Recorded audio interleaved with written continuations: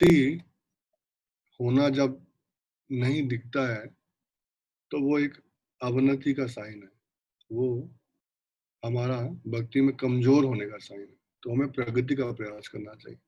तो कहाँ प्रगति करें, क्या प्रगति करें, कहाँ जाएं, क्या करें? अब तो बहुत कुछ कर रहे हैं, 16 माला का जप, 4 नियम का पालन और गुरु की आज्ञा, भागवत श्रवण सब कर रहे हैं। तो क्या करना है? तो ये जो सेमिनार हम चर्चा कर रहे हैं, ये सेमिनार का उद्देश्य यही है कि हमको क्या करना है, हमारा गंतव्य स्थान क्या है, कैसे बढ़ते बढ़ते हमको आगे जाना है। तो स्टार्ट करें हम, ठीक है। तो आज का हमारा विषय रुचि। रुचि का बहुत सारे अर्थ हैं। तो रुचि का अर्थ है टेस्ट, स्वाद। तो शुरू करते हैं। जैसा कि हम कर रहे हैं, तो पढ़ने का ये सत्र है। तो जो स्क्रीन पे है वो पढ़िए पहले, फिर बाद में और पढ़ेंगे। बलिवान प्रभु पढ़िए। अनम्यूट किया प्रभु जी।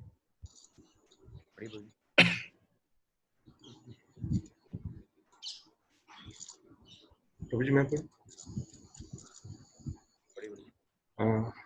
निष्ठा के अंतरंग अभ्यास रूपी अग्नि द्वार तपी हुई स्वर्ण मुद्रा रूपी उत्तम भक्ति को धारण करने वाले भक्त के हृदय में उसके प्रभाव से रुचि को जन्म देती है। रुचि उत्पन्न होने पर पूर्व दशा की भांति श्रवण कीर्तन आदि के बार बार अनुशीलन करने में लेश मात्र भी परिश्रम नहीं होता। अति शीघ्र यही भक्त का रुचि श्रवण कीर्तन आदि के प्रति गहन लगाव दिखने लगता है। थैंक यू प्रभु जी। तो विश्वनाथ चक्रवर्ती ठाकुर पाद क्या कह रहे हैं? निष्ठा के अनंतर अभ्यास रूपी अग्नि द्वारा तपी हुई स्वर्ण मुद्रा रूपी उत्तम भक्ति। समझने वाली लाइन है, थोड़ा सा कठिन हिंदी है कि जैसे हम निष्ठा के स्तर पर देख रहे थे कि हम भक्ति का अभ्यास कर रहे हैं श्रवण कीर्तन करके, वैसे तो शुरू से ही कर रहे हैं, परंतु और हमारा अभ्यास बढ़ता हुआ जा रहा है। अब वो जो अभ्यास है वो बता रहे हैं कि अग्नि में तपे हुए सोने के समान उत्तम भक्ति हुई है। भक्ति को जो है तपाया जा रहा है, स्तर बढ़ते बढ़ते।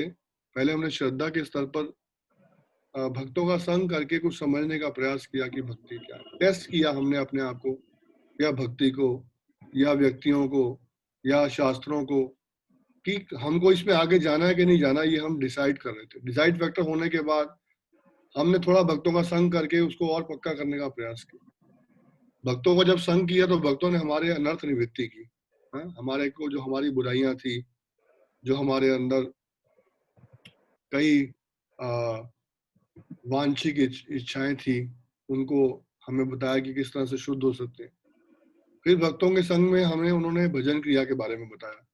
जब हम सत्संग में जाने लगे, भक्तों से मिलने लगे, तो उन्होंने हमारी भजन क्रिया के बारे में हमें स्थापना करवाई, शिला गुरुदेव से मिलवाया।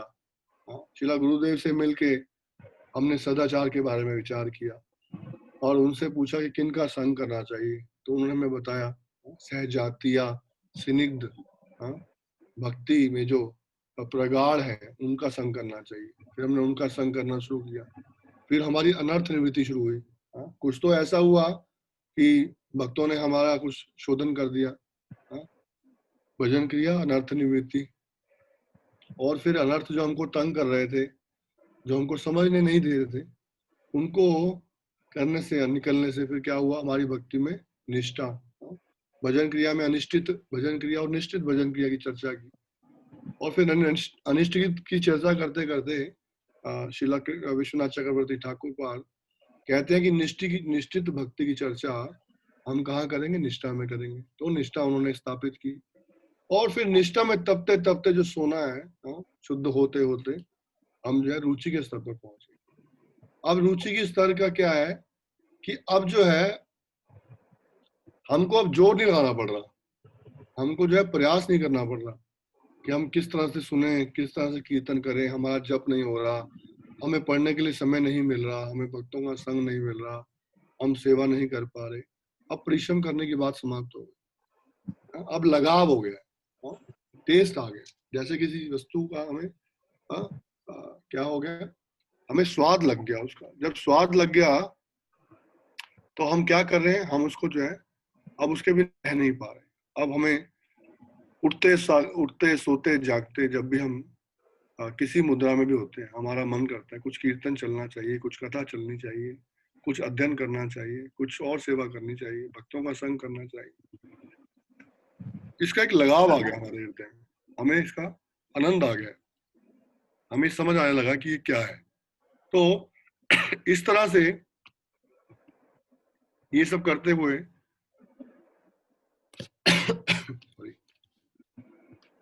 ये सब करने में अब हमारा लगाव उत्पन्न हो गया है। तो गहन लगाव होने से क्या हुआ है कि अब हमारे को रुचि आ गई। तो ये रुचि भक्ति के स्तर की बात कर रहे हैं विश्वनाथ चक्रवर्ती ठाकुर कि निष्ठा के जो कंपैरेटिवली, निष्ठा के साथ जो अब हर स्लाइड में मैक्सिमम आप देखेंगे कि निष्ठा के साथ कंपैरिजन किया जा रहा है कि निष्ठा से निकल के कैसे आ रहे हैं। तो लेकिन हमें ये ध्यान रखना होगा, हम अंत में भी एक बहुत सुंदर आपको वृक्ष दिखाएंगे, इसका एक फूल दिखाएंगे बहुत सुंदर, किस तरह से ये बना है श्रद्धा से लेकर। स्टार्टिंग में दिखाने का प्रयास था, लेकिन स्टार्टिंग में अगर दिखाते तो बहुत कंफ्यूजिंग होता। बहुत सारी चीजें उसके अंदर मेंशन की गई हैं जो हम पढ़ते हुए जा रहे हैं, तो अंत में चर्चा करेंगे उसकी कि किस तरह से हम लोग आगे बढ़ रहे हैं और किस कहाँ कहाँ कर क्या बाधाएं आ रही थी और कहाँ बाधाएं आनी समाप्त हो गई।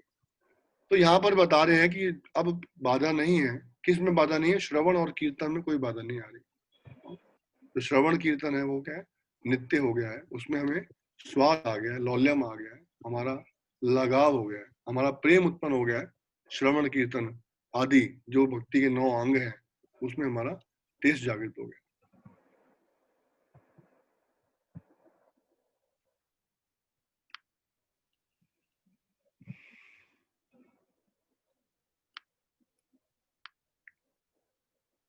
बलिवान प्रभु पढ़ेंगे जी। श्री हरि के रूप गुण एवं लीला कथा के श्रवण कीर्तन आदि में जो रोचक तत्व उसी के नाम रुचि है, रुचि उत्पन्न कर इनके लिए तनिक भी परिश्रम नहीं करना पड़ता। रुचि से पूर्व श्री कृष्ण की कथा स्वादिष्ट नहीं लगती। रुचि के स्तर में वह अत्यंत सुस्वादु लगती है। इसको माधुर्य अनुभव कहते हैं। थैंक यू प्रभु जी। तो अब ये देख रहे हैं आप कि कहते हैं विश्वनाथ चक्रवर्ती ठाकुर, रोचक तत्व का नाम रुचि है। हाँ, जो हमारे मन में रोचक तत्व उत्पन्न हुआ है, ये रोचक तत्व, हाँ, ये रुचि जो उत्पन्न हुई है, हाँ, किसके प्रति? श्रवण और कीर्तन के प्रति। हाँ, ये सब जो भक्ति के 9 अंगों के बारे में हमने पढ़ा प्रहलाद महाराज की शिक्षाओं में, और यहाँ भी इस सत्र में थोड़ी चर्चा किया था, तो उनके प्रति, हाँ, केवल ज्ञान था हमारे ऊपर, हमारे पास उनके प्रति जो रुचि, हाँ, उत्पन्न होने का तत्व है, वो रोचक तत्व, उसी का नाम रुचि है। हमारा ये इंतजार रहे कि कब नया सेमिनार होगा या कब हम सुबह कुछ सुनेंगे भगवान के विषय में, हाँ, या कब सैटरडे क्लास या मंडे क्लास आएगी। बहुत दिन से हम सुन नहीं पा रहे, हाँ, और कुछ भी हमारे मन में ऐसा कीर्तन के प्रति, भगवान के कुछ हमने पढ़ा है तो उसको सुनाने के प्रति रुचि आ रही है कि हम किसी से चर्चा करें, किसी को बताएं, हाँ? लेकिन ये शुद्ध है। कई बार ऐसा होता है, जैसे हमने पढ़ा था पीछे, क्या पढ़ा था, भक्ति में बहुत हमारा वो होता है कि हम जब शुरुआती तौर पे आते हैं तो हमने जब 6 उन तत्वों के बारे में चर्चा की, घन तेरला वेड़ु किल्पा, तो उसमें पहला जो आया था वो था उत्साहमयी। तो वो जो है बहुत उत्साह होता है, वो रुचि नहीं होती। हम सोचें कि हम ये लॉकडाउन में मैंने शास्त्र पढ़ ली और मैं ये सेमिनार बना रहा हूँ और मेरे अंदर रुचि जागृत हो गई है सुनाने की, ये रुचि नहीं है, उत्साहमयी है। हाँ, कभी समझ आने पर उत्साह रहता है, घंटरला में हमने पढ़ा, कभी उत्साह रहता है, कभी नहीं रहता है। तो ये सेमिनार भी उसी तरह ही हमने ऐसा कर रहे हैं। ऐसा नहीं कि इसको हम समझ लें कि हम रुचि के स्तर पर पहुंच गए थे, ऐसा स्तर नहीं है हमारा। हम उत्साहमयी में हैं। हम लोग ये घोषित करना चाह रहे हैं कि हम पंडित बन चुके हैं। हमने उसमें पढ़ा था कि पंडित में वाक्य पढ़कर सुनाने से हम सोचते हैं कि पंडित बन गए हम लोग। हम चर्चा कर रहे हैं पंडित में वाक्य हैं, ये हमारी रुचि भक्ति नहीं है। इसको हम ध्यान से मतलब मैच करें, ऐसा ना हो कि हम अपने आप को उस स्तर पे सोच लें कि हमारी रुचि उत्पन्न होगा। ये हमारा उत्साह है, केवल उत्साह है, घंटरला है, व्यूढ़ किल्पा है। ये आगे बढ़ने का हमारा साइन है, अच्छा साइन है, कोई बुराई नहीं है कि हम उस स्थिति में हैं। परंतु जो रुचि की स्थिति में है उसमें तत्व गिरता नहीं है। हाँ, हमें कई बार मन करता है और कई बार मन नहीं करता है। तो ये रुचि में ऐसा नहीं होता। जैसे आप देख रहे हैं कि परम विजयते श्री कृष्ण संकीर्तनम, हाँ, शिष्याष्टकम के पहले श्लोक में चैतन्य महाप्रभु कहते हैं, चेतो दर्पण मार्जनम बह महादावाग्नि निर्वापणम श्रेयाकेरव चंद्रिका वितरणम विद्यावधू जीवनम आनंदम बुद्धिवर्धनम प्रतिपदम पूर्णामृता स्वादनम सर्वात्मा संपन्नम परम विजयते श्री कृष्ण संकीर्तनम। ऐसे श्री कृष्ण संकीर्तन की जय हो। हाँ, कैसे? जो कि क्या करते हैं, चेतो दर्पण मार्जन करते हैं। हाँ, चित्रूपी दर्पण दर्पण का मार्जन करते हैं। हाँ, उससे क्या होता है, उससे ही वास्तव में रुचि उत्पन्न होती है। तो अभी हम ये समझ लें कि हमारे में वो रुचि आई नहीं है, परंतु हमको वो रुचि विकसित करनी है। हाँ, ये हम ध्यान कर लें। तो जैसे इस पिक्चर में हम देख रहे हैं कि भक्त लोग जो है नृत्य कर रहे हैं भगवान के हरि नाम संकीर्तन में, रुचि से कर रहे हैं। हाँ, हम लोग तो क्या आर्टिफिशियली करते हैं। 10 मिनट 15 मिनट के समय हम लोग कीर्तन करते हैं, कभी डांस करते हैं, तो हम लोगों की रुचि नहीं है। रुचि हो तो हमको कहना नहीं पड़ता कि आप हरि नाम संकीर्तन में पार्टिसिपेट करिए, आप ताली बजाइए या मंत्र दोहराइए। ये सब रुचि के स्तर पर अपने आप होता है। तो ये इसको बोलते हैं शिला विश्वनाथ चक्रवर्ती ठाकुर पाद माधुर्य अनुभव। हाँ? अब ये अनुभव होने लगा है हमें माधुर्य रस का, भगवान के नाम संकीर्तन के माधुर्य का अनुभव होने लगा है। हाँ? और ये अनुभव जब होगा तो इसका एक लक्षण ये है कि अनुभव फिर समाप्त नहीं होगा, ये अनुभव आगे बढ़ेगा। तो आगे समझते हैं इसमें और डिटेल में कि क्या है ये। सॉरी, पढ़िए प्रभु जी, हरे कृष्ण गुरु जी। पढ़िए प्रभु जी। इस रुचि के स्तर में पाप का बीज नष्ट हो जाता है और भजन के माधुर्य का अनुभव होने लगता है। Thank you Prabhu ji.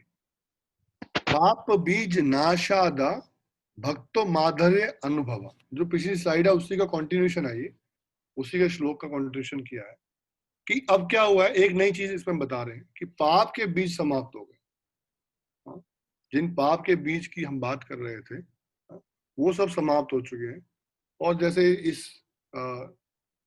Picture के माध्यम से आप देख सकते हैं कि उसमें ये जो भक्त हैं, व्यक्ति हैं, ये आनंद का अनुभव कर रहे हैं कि मेरे पाप समाप्त हो गए। हाँ? तो ये पाप समाप्त होने का लक्षण क्या है कि माधुर्य का अनुभव होता है। माधुर्य का अनुभव तभी तक नहीं होता जब तक पाप हमारे समाप्त नहीं होते। तो पाप समाप्त होने के बाद ही हम लोग जो है फील करते हैं कि क्या है हमारे माधुर्य। हमें भगवान की अब जब कथा सुन रहे हैं तो उसमें बड़ा आनंद आ रहा है। उसमें कोई लोड नहीं पड़ रहा हमारे ऊपर कि समाप्त नहीं हो रही कथा, बहुत टाइम हो गया, ये नहीं हुआ और वो नहीं हुआ।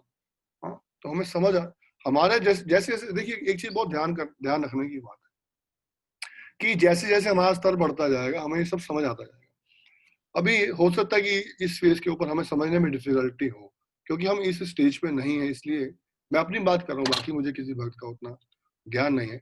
उतना समझना और समझाना जब डिफिकल्ट हो जाता है तो हम लोग एक भौतिक भाषा में बोलते हैं कि हमारे ऊपर की बात है, हमें समझ नहीं आ रहा ऊपर की बात क्या है, कि हमारे स्तर से ऊपर की बात चल रही। तो लेकिन हमें ये इस स्तर की या ऊपर वाले जो और बहुत स्तर आएंगे, जिन स्तरों के विषय में हम चर्चा करेंगे, उन स्तर के चर्चा को हमको सुनना है। हाँ, और समझने का प्रयास करना है कि हमको कहाँ पहुंचना है, हमारा गंतव्य स्थान क्या है। तो आगे हम इस पे चर्चा करते हैं।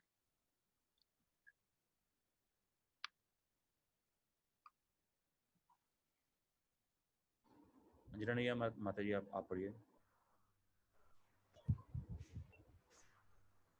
हरे कृष्ण प्रभु जी। हरे कृष्ण माता जी। अगर आपकी श्रवण कीर्तन आदि में रुचि नहीं है तो आपकी भक्ति अस्वस्थ है। थैंक यू माता जी। तो इस पिक्चर के माध्यम से देख रहे हैं आपको की स्थिति क्या है। तो अब हम अपने आप को चेक करने का टाइम है।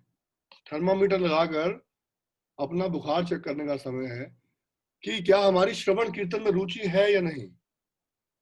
यदि श्रवण कीर्तन में रुचि है तो भक्ति स्वस्थ है, और यदि श्रवण कीर्तन में रुचि नहीं है तो भक्ति अस्वस्थ है। तो रुचि के स्टेज पर अपने आप को हम चेक कर सकते हैं कि हम किस स्टेज पे, आज भी चेक कर सकते हैं कि हम रुचि स्टेज पे हैं या नहीं। हाँ, और ये हमने निष्ठा भक्ति में एक श्लोक पढ़ा था। हाँ, क्या नष्ट प्रायशु भद्रेशु नित्यम भागवत सेवया भगवती उत्तम श्लोक भक्तिर भवति निष्ठ की।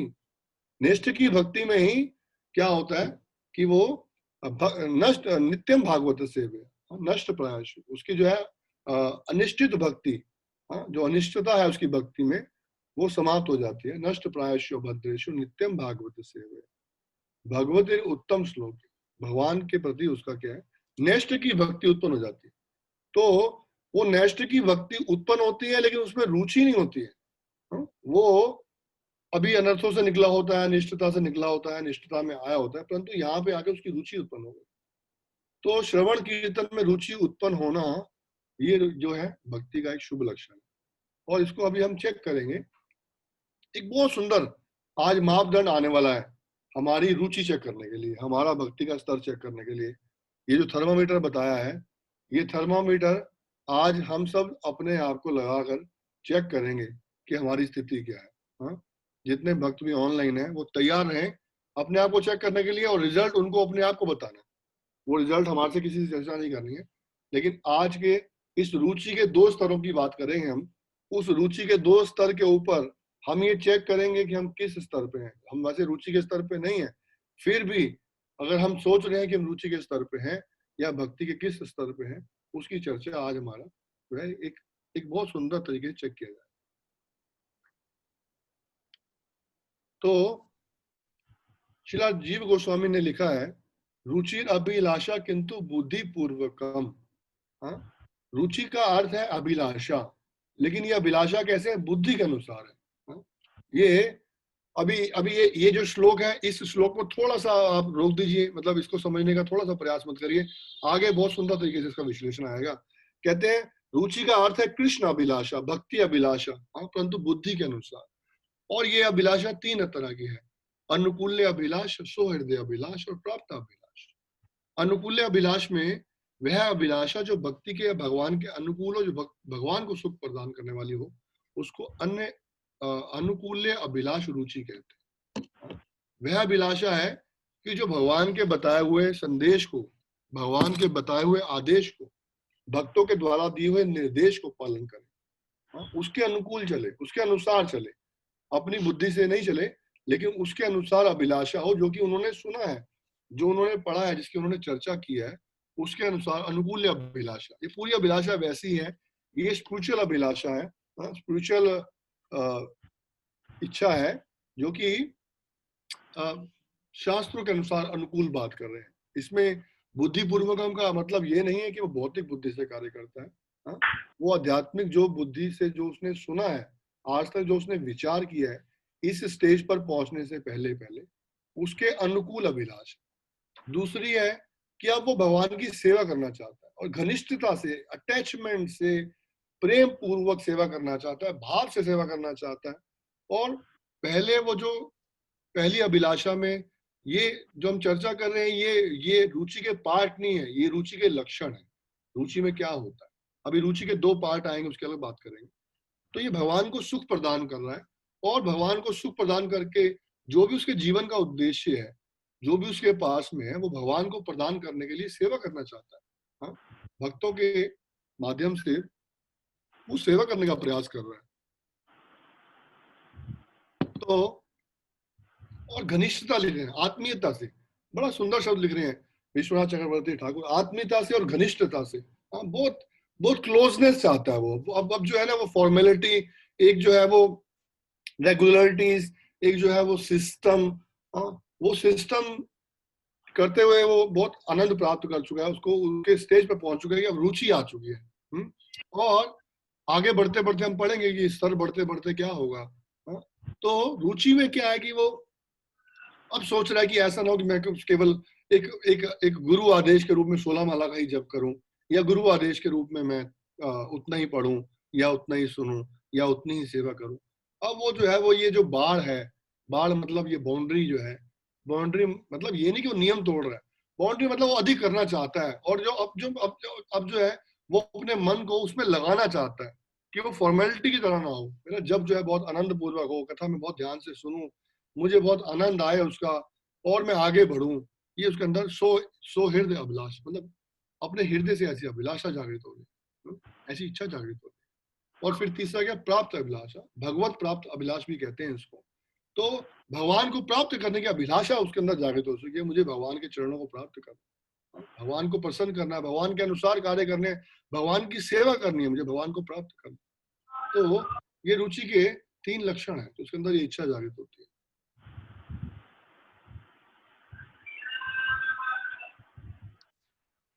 कौन पढ़ेगा?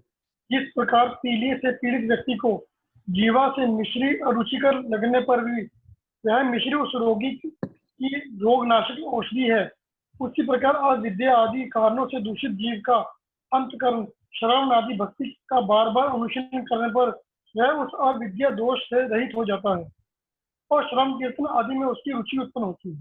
थैंक यू पॉल जी। तो यहाँ पर एग्जाम्पल दे रहे हैं, और प्रभुपाद भी इस एग्जाम्पल को कोट करते हैं। प्रभुपाद जी कहते हैं कि पीलिया से जो व्यक्ति पीड़ित होता है, यदि आप उसको मिश्री खिलाएं, मीठा खिलाएं, तो उसको कैसा लगता है? कड़वा लगता है। परंतु वही मिश्री जो उसके लिए क्या स्वाद की वस्तु नहीं होती, एक दवाई के रूप में काम करती है, और फिर दवाई लेने के बाद वही मिश्री उसको मीठी लगने लगती है और उसके लिए मिठाई बन जाती है। इसी तरह ये श्रवण कीर्तन जो है, जब हम आगे पीछे होते हैं तो हमें पीलिया होता है। पीलिया मतलब भौतिक रोग होते हैं, काम क्रोध लोभ मोह आदि के जो रोग होते हैं, वो हमको इस हरिनाम संकीर्तन का, इस श्रवण का, इस कथा का, इस भक्तों के संग का स्वाद नहीं पता लगता हमको, और कड़वा लगता है हमको। बार बार ये तो हरे कृष्णा वाले हरे कृष्णा ही करते हैं, जब इनसे मिलो ये कथा की बात ही करते हैं, जब इनसे मिलो ये भक्ति की बात ही करते हैं, कोई और बात ही नहीं करते। हमने कई लोगों को देखा जो कि सत्संग कार्यक्रम में आए और फिर कुछ देर के बाद चले गए, क्योंकि वो चाहते थे कि हम सब मिलकर उनसे भौतिक चर्चा करते रहे या उनके मतलब की बात करते रहे, लेकिन ये हमारा उद्देश्य नहीं है। हमको एक स्टार्टिंग फेज पर उनको लाने के लिए ऐसा करना चाहिए, लेकिन हमें कृष्ण चर्चा करनी चाहिए।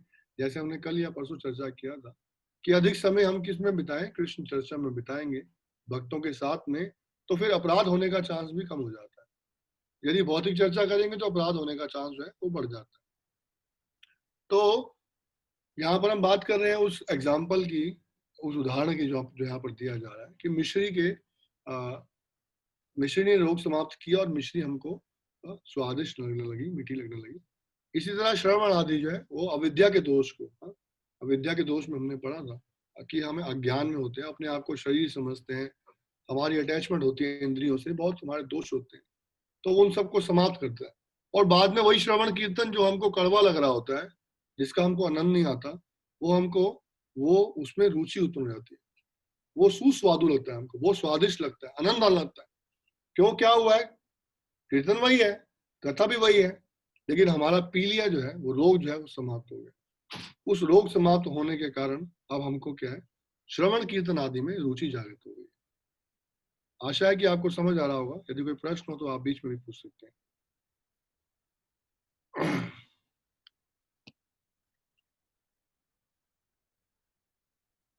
श्रीमद् भागवतम में ही चर्चा की जा रही है उस परिस्थिति की कि जिस परिस्थिति में रुचि जागृत नहीं हुई है और हम धार्मिक कार्य कर रहे हैं, तो उसमें क्या कहते हैं, धर्म स्वनिष्ठता पुंसाम विश्वक्सेन कथा सुया नो उत्पाद ये रतिम श्रम एव ही केवलम। पढ़िए, इसका तात्पर्य कौन पढ़ेगा? गुरु जी। मनुष्य द्वारा अपने पद के अनुसार संपन्न की गई क्रिया आदि भगवान के संदेश के प्रति आकर्षण उत्पन्न ना कर सके तो प्रभु जी आपकी आवाज नहीं आ पा रही प्रॉपर्ली।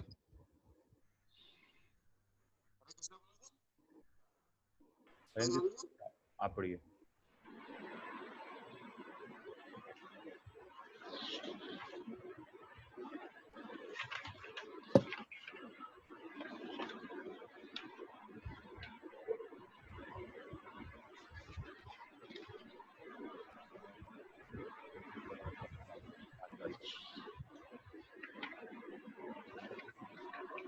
मनुष्य द्वारा अपने पद के अनुसार संपन्न की गई वृत्तियां यदि भगवान के संदेश के प्रति आकर्षण उत्पन्न ना कर सके तो वह व्यर्थ का श्रम कहलाता है। थैंक यू भोजी। तो क्या मतलब है इसका? क्या वृत्तियां की बात हो रही है? किसकी क्या चर्चा कर रहे हैं यहाँ पर? वृत्तियां क्या है?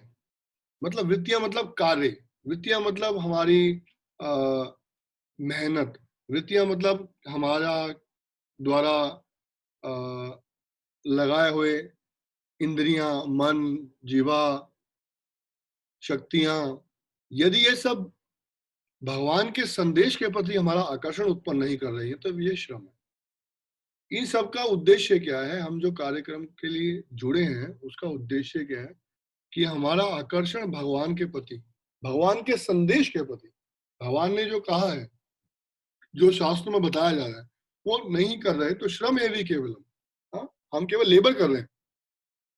तो लेबर करने का अर्थ क्या है? इसका एग्जाम्पल यहाँ पर क्या दिया जा रहा है कि एक व्यक्ति जो है, आपने दिहाड़ी मजदूर को बुलाया है और दिहाड़ी मजदूर को आपने जो काम बताया वो करके चला गया, तो वो कल तो अगले दिन नहीं आएगा, यदि आप उसको काम नहीं देंगे या उसको बताएंगे नहीं, तो श्रम करके चला गया, वो उसको आपने पैसा दिया, और वो चला गया। और यहाँ पर इस पिक्चर के माध्यम से देखते हैं कि वैसे हम जो है निरुत्साहित बैठे हैं, भक्ति में जो हम भक्ति के चरणों का पालन करते करते भी हमारे अंदर उत्साह नहीं है भगवान के संदेश के प्रति, भगवान की कथा के प्रति, तो ये क्या है? श्रम है भी, केवल लेबर है। हम लोग भक्ति नहीं कर रहे हैं। हमको यहाँ पर चेक करना होगा कि हम क्या कर रहे हैं, कि हमारा भगवान के संदेश के प्रति आकर्षण है या आकर्षण नहीं है।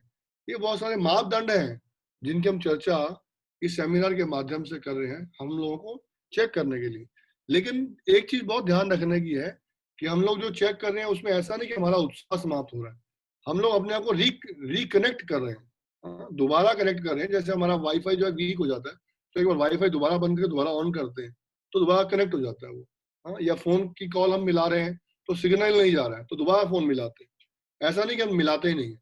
तो इसी तरह भगवान के संदेश के प्रति हमारा यदि आकर्षण नहीं है तो ये आकर्षण उत्पन्न कर सकते हैं, रिकनेक्ट कर सकते हैं हमें उस माध्यम से जो हमने श्लोक श्रीमद् भागवतम के पढ़े, उनने श्रवण कीर्तन, भगवान के कथा के प्रति हमारी रुचि जागृत होनी चाहिए, बार बार कथा सुननी चाहिए। पीलिए के रोग की तरह हमें बार बार वो मिश्री खानी चाहिए। तो ये यहाँ पर कहने का उद्देश्य है। अमित भूटानी प्रभु कुछ प्रश्न पूछ रहे हैं, एक बार उनको अनम्यूट कर दीजिए।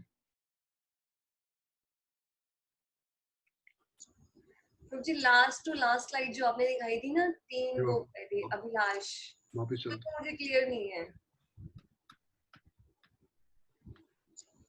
ये अनुकूल और सौहार्द में क्या डिफरेंस क्या है दोनों में? अनुकूल्य और सौहार्द बोल रहे हैं आप? हाँ जी।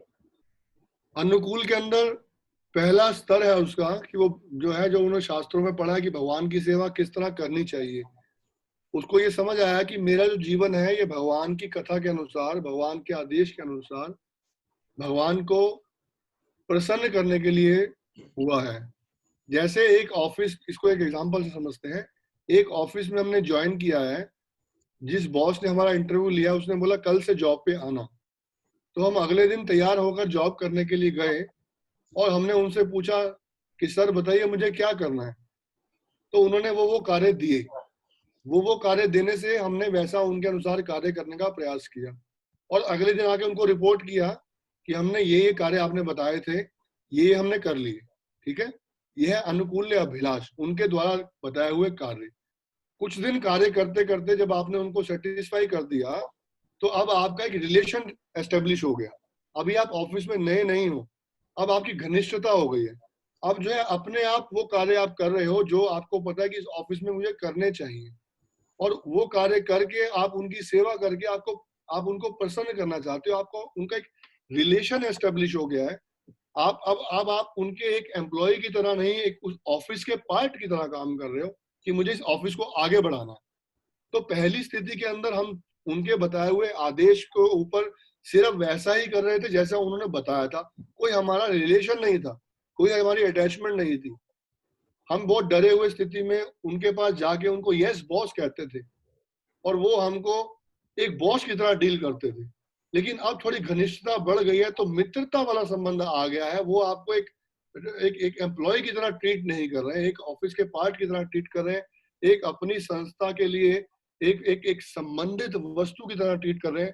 आप उनके साथ बैठकर प्रसाद ले रहे हैं, आप उनके लिए घर से कुछ बनवा के ला रहे हैं, उनको व्यंजन खिला रहे हैं, वो आपको जो है एक्स्ट्रा बेनिफिट्स दे रहे हैं, अपने ड्राइवर गाड़ी के साथ घर भेज रहे हैं। ये मैं भौतिक एग्जांपल समझा रहा हूँ। तो रिलेशन जो है सुहृद हो गया, मतलब अब हार्टली अटैचमेंट हो गई हमारी भगवान से। भगवान की तरफ से अटैचमेंट थी, अब हमारी हार्टली अटैचमेंट हो गई है। अब हमारे लिए रूल्स रेगुलेशन फॉलो करना केवल भगवान के आदेश के लिए नहीं है, हमारा स्वभाव बन गया उसको फॉलो। अब जो हम चाहते हैं कि एक बार जो है मंगला आरती एक बार नहीं होनी चाहिए, हम बार बार आरती करें। आगे हम देखेंगे एक स्थिति आएगी कि जिसमें बताएंगे विश्वनाथ चक्रवर्ती ठाकुर कि वो भूल जाता है कि किस समय का क्या सिस्टम है, किस समय मंगला आरती करनी है, किस समय क्या करना है, किस समय भोग लगाना है। उसकी ऐसी स्थिति पहुंच गई, वो कहता है मैं करता ही रहूं, बस मैं निरंतर भगवान की सेवा करता रहूं। मुझे मौका मिला तो मैं निरंतर कथा सुनाता रहूं, मुझे मौका मिला निरंतर कथा सुनता रहूं, निरंतर भक्तों का संग करता रहूं, इस भक्त के लिए सेवा करूं, उस भक्त के लिए सेवा करूं, गुरु के लिए सेवा करूं। मतलब उसके लिए अब टेस्ट जागृत हो चुका है। अब उसको बताना नहीं पड़ रहा बॉस को कि आज आपने ये कार्य करना।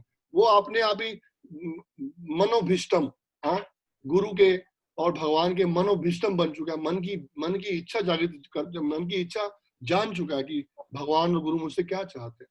तो अब उनको बताना नहीं पड़ रहा कि भाई क्या करना है, उसका हृदय लग गया उसके अंदर। ठीक है। और तीसरा है कि फिर जब हृदय लग गया और फिर जो है उसने सेवा कर लिया और मन लग गया उसका, अब मुझसे भगवान से दूर रहा नहीं जा रहा।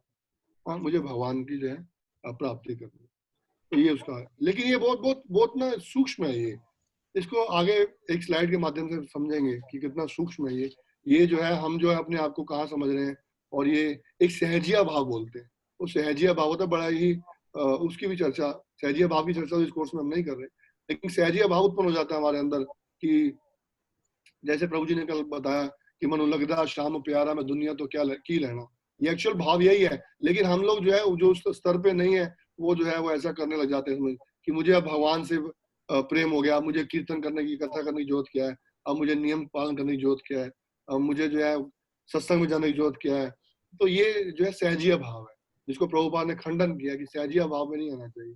प्रभुपाद जो है हमको बड़े ही एक प्रॉम्प्ट सिस्टम के अंदर, एक कल्टीवेशन के अंदर हम जो है एक जैसे आप देखेंगे कि मंदिर के जो भक्त हैं या जो और सीनियर डिवोटीज हैं, जब वो भगवान की विग्रह स्थापना करने की बात करते हैं, हाँ, और गुरु उनको आदेश करते हैं कि आप ये विग्रह की स्थापना करो, तो वो जाते हैं मूर्तिकार के पास। हाँ, कोई जयपुर जाता है, कोई कहीं जाता है, तो वहां जाकर उनको बोलते हैं कि हमें इस साइज की मूर्ति चाहिए और इस कलर का। तो वो स्टोन दिखाता है पहले कि आपको कौन सा, व्हाइट स्टोन भी किस कलर का चाहिए, आइवरी टोन चाहिए, व्हाइट टोन चाहिए, प्योर व्हाइट चाहिए, चमकता हुआ व्हाइट चाहिए, या थोड़ा सा।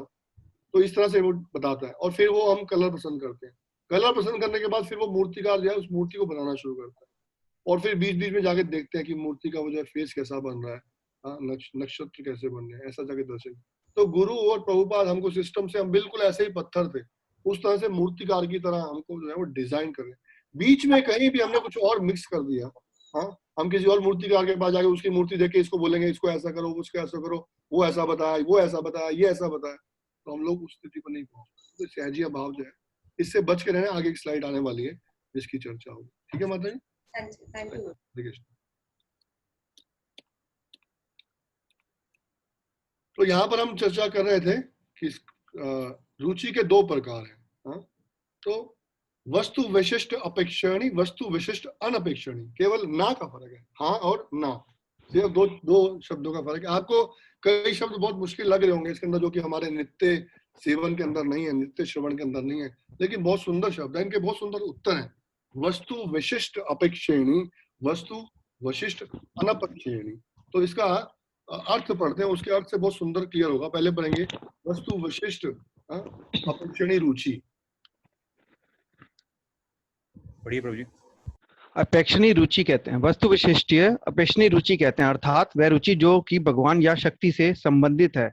बाहरी चेष्टा के अनुसार यहाँ वस्तु का अर्थ भगवान से है और विशिष्टीय का अर्थ बाहरी आकर्षण।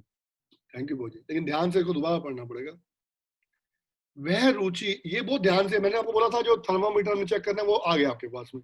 आप प्लीज सब एकदम स्क्रीन पे आ जाइए, मैं अभी चेक करूंगा कि आप स्क्रीन पर ठीक से हैं या नहीं है। इसके बीच में क्वेश्चन आएगा, अभी आपको चेक करना है, अपने आप को चेक करना है, उत्तर देना है अपने आप को। वस्तु विशिष्ट अपेक्षणीय रुचि कहते हैं, किसको कहते हैं? अर्थात वह रुचि जो कि भगवान या भक्ति से संबंधित है बाहरी श्रेष्ठता के अनुसार। यहाँ वस्तु का अर्थ है भगवान और विशिष्ट का अर्थ है बाहरी आकर्षण। अभी थोड़ा सा क्लियर करने के लिए मैं आपको इसको नेक्स्ट स्लाइड पे ले जाता हूँ, फिर आपको वापस इस स्लाइड पे लाऊंगा। पढ़ने के लिए भक्त आओ जी, कौन पढ़ेंगे इसको? हरे कृष्णा।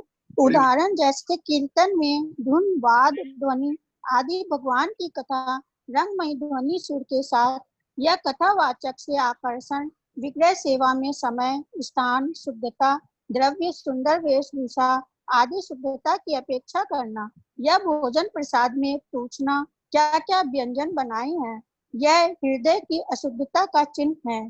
थैंक यू माता जी। वस्तु विशिष्ट अपेक्षणी कि भक्ति के लिए, भगवान से आकर्षण करने के लिए हमें सर्कमस्टांसेस, इस स्लाइड से आप समझ रहे होंगे, थोड़ा सा मैं इसको डिटेल में बताता हूँ कि हमें किसी का कीर्तन पसंद है, हमें कीर्तन की धुन पसंद है, हमें वो सिंगर पसंद है, जैसे इस फोटो में देखेंगे आप, माय फेवरेट सिंगर या प्रसाद की थाली।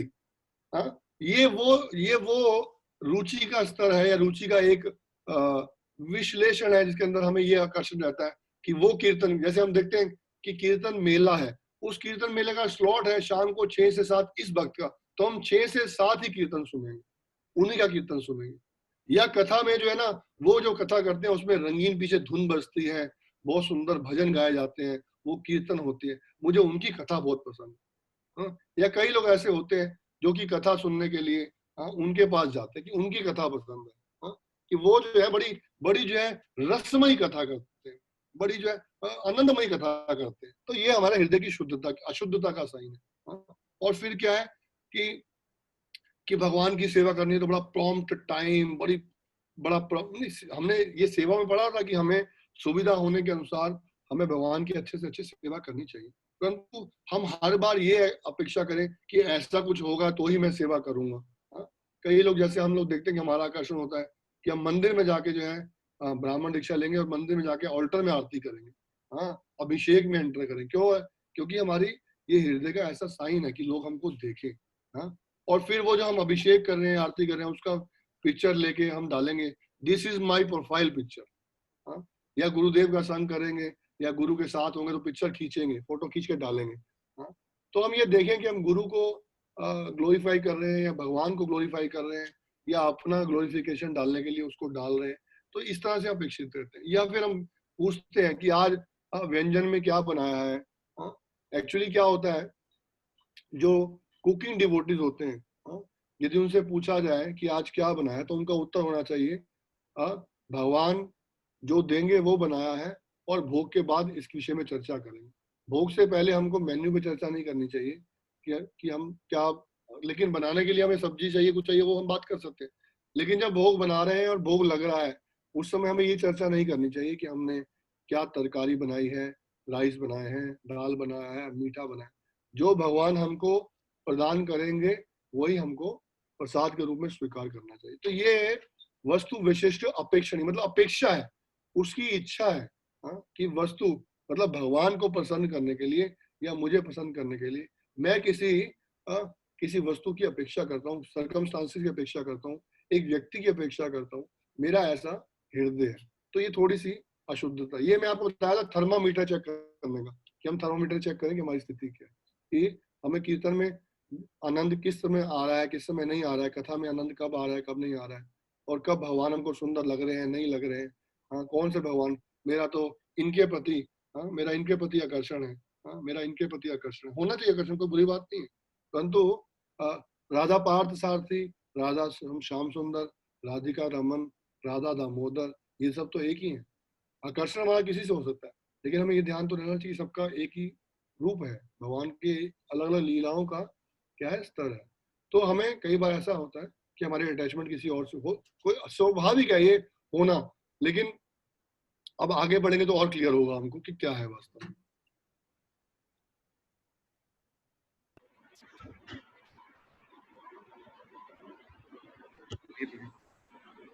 एक मिनट,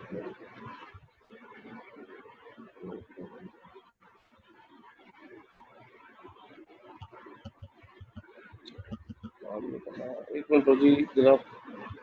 हाँ जी, जो रुचि वस्तु के वैष्टिक यही अपेक्षा नहीं रखती है, उससे वस्तु वैष्टिक अनपेक्षणीय रुचि कहते हैं। यह रुचि किसी बाहरी वस्तु पर निर्धारित नहीं होती है, यह आरंभ काल से ही दृढ़, तीव्र और उत्साहमयी होती है। थैंक यू प्रभु। तो ये अनअपेक्षणीय है, वो अपेक्षणीय था, अब इनको कोई अपेक्षा नहीं रही है? मुझे हरि नाम सुनना है, मुझे कथा सुननी है, हम भागवतम क्लास सुनने जा रहे हैं, कोई भी भागवतम क्लास दे रहा है, कोई भी कीर्तन कर रहा है, हमारे पास जो समय है, हमें जो अपनी नित्य सेवाओं के बाद या ऑफिस के बाद जो समय भी श्रवण करने का, कीर्तन सुनने का मौका मिल रहा है, तो हम उस स्लॉट में जाएंगे और उस स्लॉट में जाके सुनेंगे। हम ये अपेक्षा नहीं करेंगे कि किसने गाना है किसने नहीं गाना है, तो हम इस पे कोई अपेक्षा नहीं है हमारी कि क्या कर सकते हैं। तो ये अनपेक्षणीय रुचि है, और जब ऐसी स्थिति आ गई है तो फिर ये ऐसी स्थिति में हमारी दृढ़ता बढ़ेगी, तीव्रता बढ़ेगी, हम उत्साहमयी हो जाएंगे। क्या दृढ़ता बढ़ेगी कि कीर्तन करते हैं भगवान का। ये 16 अक्षर का जो नाम है, हरि नाम जो है, ये कोई भी कीर्तनीय गाएगा तो 16 अक्षर का ही नाम गाएगा। उसकी कोई धुन हो सकती है या उसकी कोई मधुर आवाज हो सकती है, लेकिन यदि हमारा दृढ़ता और तीव्रता है तो वास्तव में हमें ये ध्यान रखना चाहिए कि हमें ये ज्ञान हो जाता है। जैसे हम कल के लेक्चर में सुन रहे थे और कई भक्तों ने ऐसा अनुभव भी किया कि प्रभु जी जब प्रवचन दे रहे थे तो वो प्रवचन जो है वो शारीरिक प्रवचन नहीं था, वो आंतरिक प्रवचन था। तो हमें ये रूप देखना चाहिए कि उनको ये नहीं देखना कि कौन सुना रहा है, कौन सुन रहा है, कितने लोग पढ़ रहे हैं, कितने लोग सुन रहे हैं, क्या कर रहे हैं, क्या नहीं कर रहे हैं। केवल रुचि है, उत्साह है, दृढ़ता है।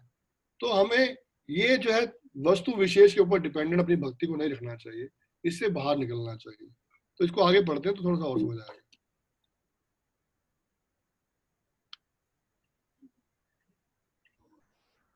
नीरू अग्रवाल माता जी, आप प्लीज पढ़िए। हरे कृष्ण प्रभु जी। कीर्तन आदि से सुंदर स्वर, ताल, लय आदि कथा सुनने के लिए मनपसंद कथावाचक और भोजन में स्वादिष्ट व्यंजन रहने पर ही उसका आस्वादन करना आदि। इस रुचि के उत्पन्न होने पर अंतकरण के विकारों में इन दोषों की गंध मात्र भी नहीं रहती। हाँ, तो ये जो हम चर्चा कर रहे हैं, तो हमें ध्यान रखना चाहिए कि हमारा जो अट्रैक्शन है वो हरि नाम से होना चाहिए, मेलोडी से नहीं।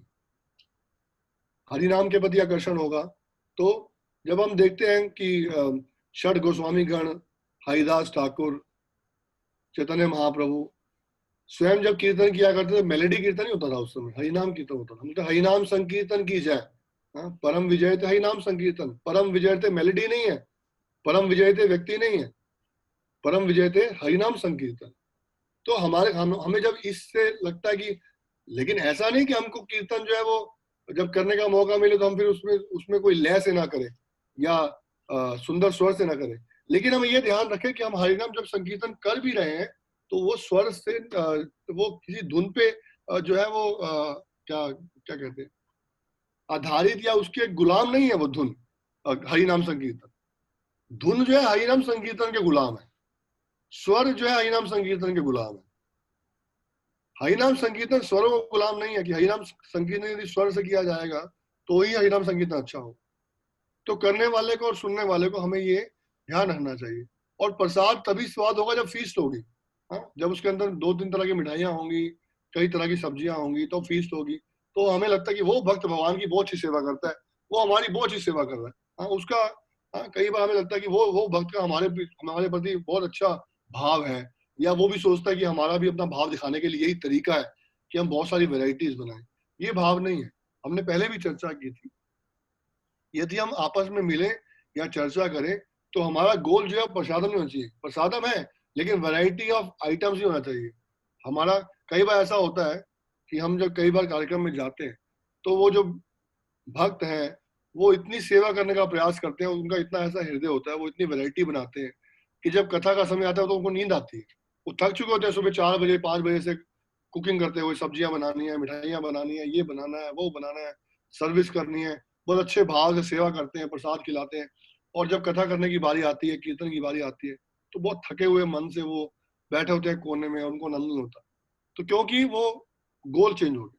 गोल था कि हमको कथा कीर्तन के लिए बुलाया जा रहा है, तो कथा कीर्तन में हमको ध्यान लगाने का प्रयास करना चाहिए, और प्रसाद की सेवा के लिए एक लिमिटेड हम लोग सेवा करने का प्रयास करें कि जितना हमको जो है बहुत ज्यादा कष्ट ना हो, या फाइनेंशियली भी हम लोगों को बहुत ज्यादा प्रॉब्लम ना हो।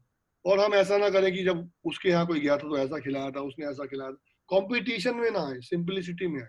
हाँ, लेकिन ऐसा नहीं कि कीर्तन में अंदर धुन नहीं गाएं, या प्रसाद नहीं बनाएं, या कथा नहीं सुने। सब कुछ करें, लेकिन उस पर अपेक्षा ना करें कि इस समय में मैं ऐसा कर सकता हूँ, इस स्थिति में ऐसा कर सकता हूँ। हाँ, कि उस पे किसी किसी सर्कमस्टांसेस के ऊपर उसको गुलाम मत करें। हाँ, जैसे जैसे हम देखते हैं कि बाहरी कथावाचक होते हैं। हाँ, तो क्या यदि आप उनसे कथा के लिए टाइम या डेट मांगेंगे तो पहले आपको अपना रेट कार्ड देंगे वो।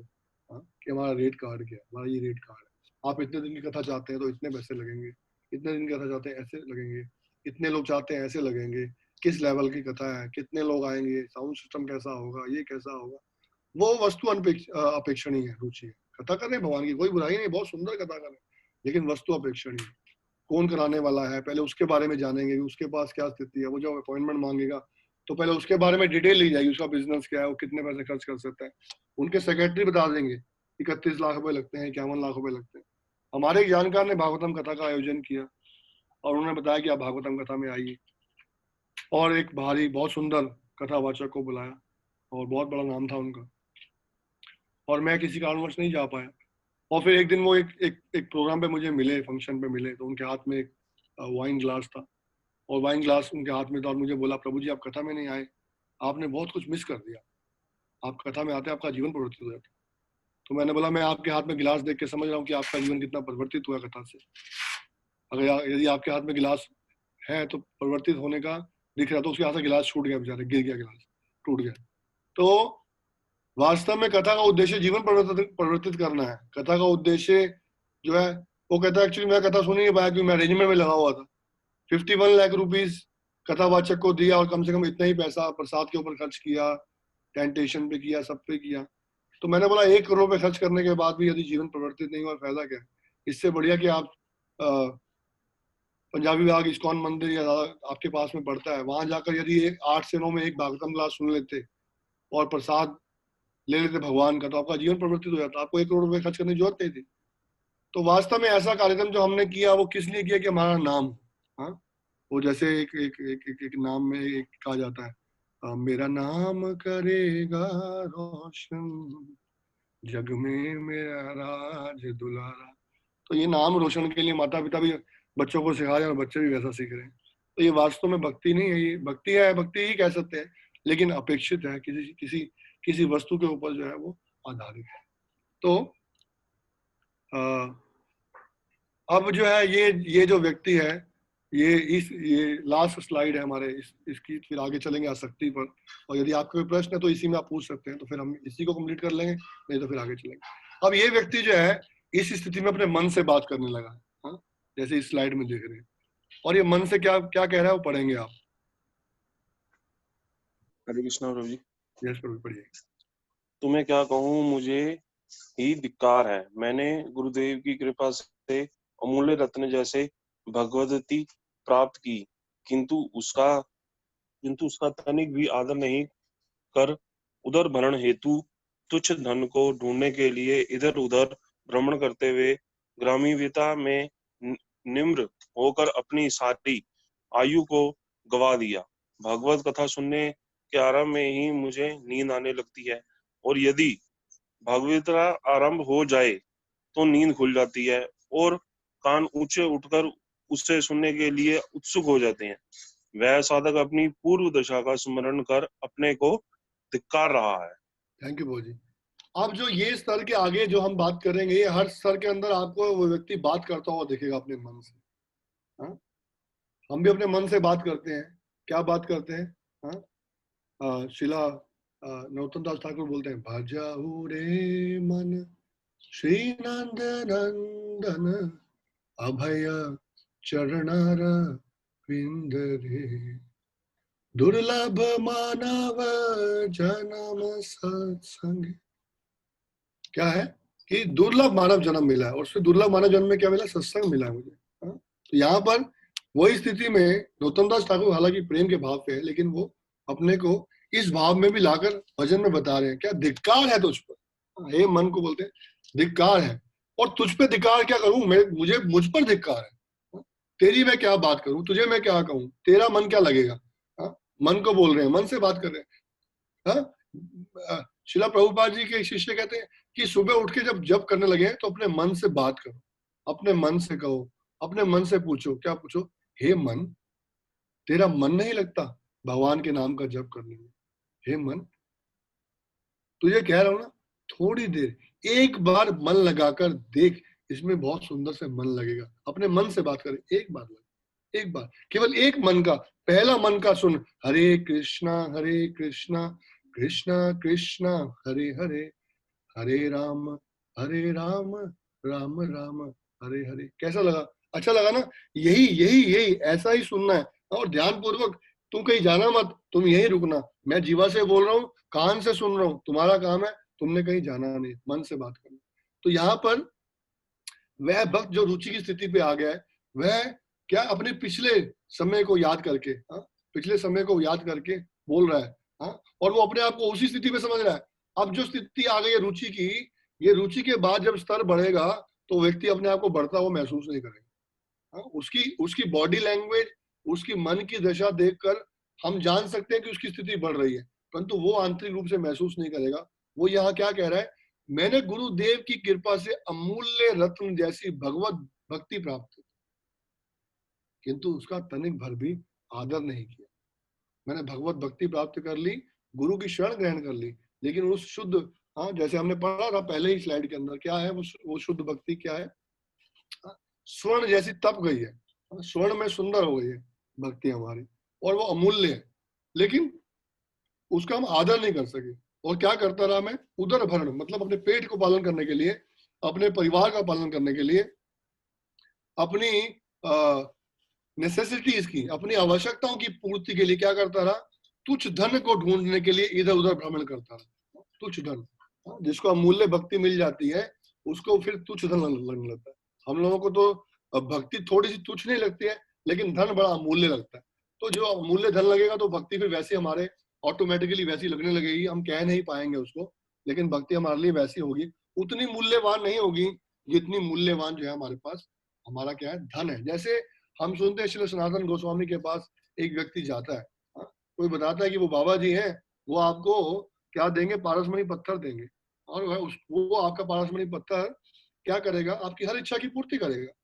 तो जाता है सनातन गोस्वामी जी के पास, और उनसे कहते हैं कि आपके पास पारसमणि पत्थर है जिससे सारी इच्छा पूरी होती है। बोले हाँ, वो डस्टबिन है सामने, उस डस्टबिन में रखा, आप जाके ले लो। बड़ा हैरान होता है उनकी बात सुनकर, और जाता है और डस्टबिन में हाथ डालता है, वहां उसको पारसमणि पत्थर मिल जाता है, और बड़ा प्रसन्न होता है, प्रणाम करके चला जाता है। रास्ते में जाते हुए सोचता है कि ये बाबा जी ने ये पारसमणि पत्थर कूड़े के ढेर में डाल रखा है, कूड़े के डब्बे में डाल रखा है। इसका मतलब अमूल्य इनके पास कुछ और होगा, इससे और वैल्यूएबल होगा। जैसे आप देखते हैं किसी घर में जाकर, क्या आपको दिखता है कि व्यक्ति का ये घर ऐसा है, ये ऐसा है, तो आप आइडिया लगाते हैं, अच्छा इसका इतना पैसा लगा हुआ है, इसका मतलब इसके पास और भी बहुत सारी चीजें होंगी। तो वह व्यक्ति वापस लौट के आता है और सनातन गोस्वामी से पूछता है, ये पूज्य ब्राह्मण देव, ये आपने जो है पारसमणि पत्थर कूड़े के ढेर में फेंक रखा था, क्या आप बता सकते हैं कि आपके पास मूल्यवान वस्तु क्या है जो आपने छुपा के रखी है? क्योंकि मूल्यवान वस्तु कूड़े के ढेर में नहीं डाली जाती। तो सनातन गोस्वामी कहते हैं कि आपको मूल्यवान वस्तु चाहिए? बोले हाँ मुझे वही मूल्यवान वस्तु चाहिए। तो बोले पत्थर जाके पहले कूड़े के ढेर में फेंक के आ जाओ। तो पारसमणि पत्थर कूड़े में ढेर में फेंक के आता है वो। और तो पूछते हैं सनातन गोस्वामी से क्या है वो मूल्यवान वस्तु? तो बोले हैं ये 16 अक्षर का जो मंत्र है, हरे कृष्ण कृष्ण कृष्ण हरे हरे, हरे राम राम राम हरे हरे, ये मेरे पास अमूल्य धन है जो मैंने छुपा के रखा था, ये मैं आपको दे रहा हूँ, इसका आप जप करो। तो वो व्यक्ति जो है उस सनातन गोस्वामी की आशीर्वाद कृपा से प्रणाम करके जाते हैं और हरे कृष्ण महामंत्र का जप करते हुए पारसमणि पत्थर से ज्यादा आनंद अनुभव करते हैं। तो यहाँ पर वो कहते हैं क्या है कि मैं इधर उधर घूमता रहा और क्या करता रहा, ग्राम्य वार्ता में निमग्न हो गया। ग्राम्य वार्ता मतलब जैसे गांव के लोग आप देखेंगे ना, गांव में एक चुबारा होता है। हाँ, चुबारे में जो है लोग इकट्ठे होकर पेड़ के नीचे बैठ के क्या करते हैं, हुक्का ऐसे हुक्का पीते हैं और हुक्का जो है ट्रांसफर होता है, तो कभी ये हुक्का पीता है, वो हुक्का पीता है, वो ग्राम्य कथा करते हैं। हाँ, इधर उधर की बात करते हैं। हम लोग भी यही करते हैं। हमारे पास सिर्फ फर्क सिर्फ ये बस हुक्का नहीं है, बाकी कथा हमारी ग्राम्य ही है, वैसे ही है। और सिस्टम बदल गया, हम अब उतना टाइम नहीं है कि पेड़ के नीचे बैठे, तो हम जो है जूम के ऊपर या हम कॉन कॉल के ऊपर या फिर आपस में कॉल करके जो है वो ग्राम्य कथा कर सकते। तो कहते हैं ग्राम्य कथा में निमग्न होकर आयु को गवा दिया, मैंने टाइम पास कर दिया। और कहते हैं जैसी भगवत कथा शुरू होती है, हाँ, भक्त लोग कहते हैं कि नींद नहीं आई तो क्या मंत्र है? बोले एक मंत्र का जैसे आपके कान में पड़े तो आपको नींद आनी शुरू हो जाती है। क्या है वो मंत्र? ओम नमो भगवते वासुदेवाय। तो ये नींद आने का मंत्र है। तो यहाँ पर कहते हैं, और उठने का मंत्र भी बताया। उठने का मंत्र क्या है? महाप्रसादे गोविंदे नमो ब्राह्मणे वैष्णवे, ये उठने का मंत्र है। तो जैसे ही कथा आरंभ होती है तो मुझे नींद आने लगती है, और यदि कोई ग्राम्य वार्ता करता है तो मेरी नींद तुरंत खुल जाती है। और कहते हैं मेरे कान उचक उचक कर उठ कर सुनते हैं, हाँ सुनाओ सुनाओ सुनाओ। मेरे कान जो है हरी कथा नहीं सुनाते। हालांकि ये उनकी स्थिति नहीं है, लेकिन वो पिछला जो टाइम वेस्ट हो गया है, हाँ, उस टाइम जो समय खराब हो गया है उसके विषय में चर्चा कर रहे हैं। और कहते हैं हाँ, वह साधक अपनी पूर्व दशा का स्मरण कर अपने आप को धिक्कार रहा है कि मैंने कितना टाइम खराब किया। तो ये रुचि का स्तर है। हाँ, रुचि के स्तर पर हाँ, उसको लग रहा है कि टाइम कितना वेस्ट हो गया। हम लोगों को भी ये शिक्षा पहली क्लास में दी जाती है, हाँ, कि आप देखो कि कितने समय बीत गए, कितना समय चला गया है, हाँ, और कितना समय बाकी है ये हमको पता नहीं है।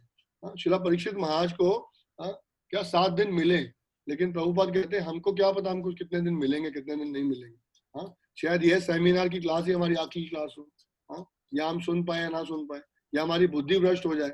हाँ, मृत्यु आए अलग बात है, हमारी बुद्धि भ्रष्ट हो जाए और हम सोचे बेकार है भक्ति, कैसी बात कर रहे हैं। हाँ, कुछ भी ऐसा होता है। हाँ, कुछ भी एक स्पार्क होता है, एक स्पार्क हमको भक्ति में ले आता है और एक स्पार्क हमको भक्ति से दूर ले जाता है। एक किसी का आचरण व्यवहार वो ऐसा करता है कि हमको जो है वो भक्ति में जो है वो बात चुप जाती है। प्रभु जी ऐसा कहा, माता जी ने ऐसा कह दिया, या गुरु जी ने ऐसा कह दिया, या वो डिवोटी ने ऐसा कह दिया, या उनकी मैंने बात सुनी, वो नहीं कोई आचरण की बात नहीं है, ऐसा नहीं है, तो हम छोड़ देते। तो ये धिक्कार रहे हैं वो अपनी पूर्व स्थिति को जानकर। तो यहाँ पर हमारा जो है ये रुचि का जो है वो समाप्त हो रहा है। तो आगे हमारा जो आसक्ति चलेगा। यदि आपका कोई प्रश्न है तो हम उसको ले लें या फिर आसक्ति में आगे बढ़े। जी प्रभु जी। प्रभु जी, पहले जो स्लाइड आई थी जिसमें आपने अनुकूल और आत्मीयता के जो उसके ऊपर डिस्कशन हुई थी हमारी, उसके अंदर भी थर्मोमीटर आपने बोला कि हमें ये देखना है कि हम किस लेवल की रुचि है हमारी सिर्फ अनुकूल रुचि है, जो हम लोग जो बॉस अभी क्या है कि हम सिर्फ इस डर से जो है भक्ति कर रहे हैं कि बॉस नौकरी से नहीं निकाल दे। अभी रुचि डेवलप सिर्फ अपनी नौकरी को बचाने के लिए की हुई है। हाँ, तो वो पैरामीटर हमें देखना पड़ेगा कि हम अपनी नौकरी को बचाने के लिए सिर्फ काम कर रहे हैं, या फिर अब नौकरी पक्की हो गई है, अब हमारा कुछ नहीं हो सकता, अब तो अनडाउटेडली हम लोग आराम से काम कर सकते हैं, हमें कोई डर नहीं है। तो वो रुचि का पैरामीटर एक हो गया कि हमें अपनी रुचि को देखना है कि किस लेवल की रुचि है। और दूसरा आपने बताया सिलेक्टेड अभिलाषा था, अभिलाषा। हाँ, अभिलाषा वाली जो रुचि थी, तो अभिलाषा वाली जो रुचि है उसके अंदर वो अभी रुचि पहले स्टेज पे है, क्योंकि अभी हमारा जो रुचि है वो सिर्फ नौकरी के भय से है। तो क्यों सिर्फ अनुकूल वाली जो रुचि है वो सिर्फ भय की है। तो हमें वो भी 3 स्टेजेस है, मतलब हमारा थर्मोमीटर है रुचि का, कि हमारा रुचि का थर्मोमीटर है किस लेवल के ऊपर, राइट। एक एक आपने ये पॉइंट बताया, तो वो भी थर्मोमीटर लेवल का हो गया कि हमारे 3 लेवल का थर्मोमीटर किस लेवल पे आ रहा है।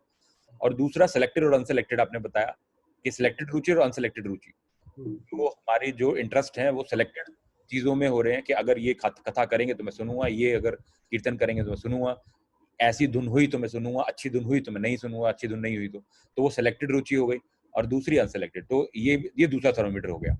तो ये आपने दोनों जो थे वो थर्मोमीटर लेवल पे बताए हैं, तो है तो रुचि ही, बट हमें पहले वाले में भी भय से और आत्मीयता पे जाना है, और दूसरे वाले में भी सेलेक्टेड से अनसेलेक्टेड में जाना है, राइट?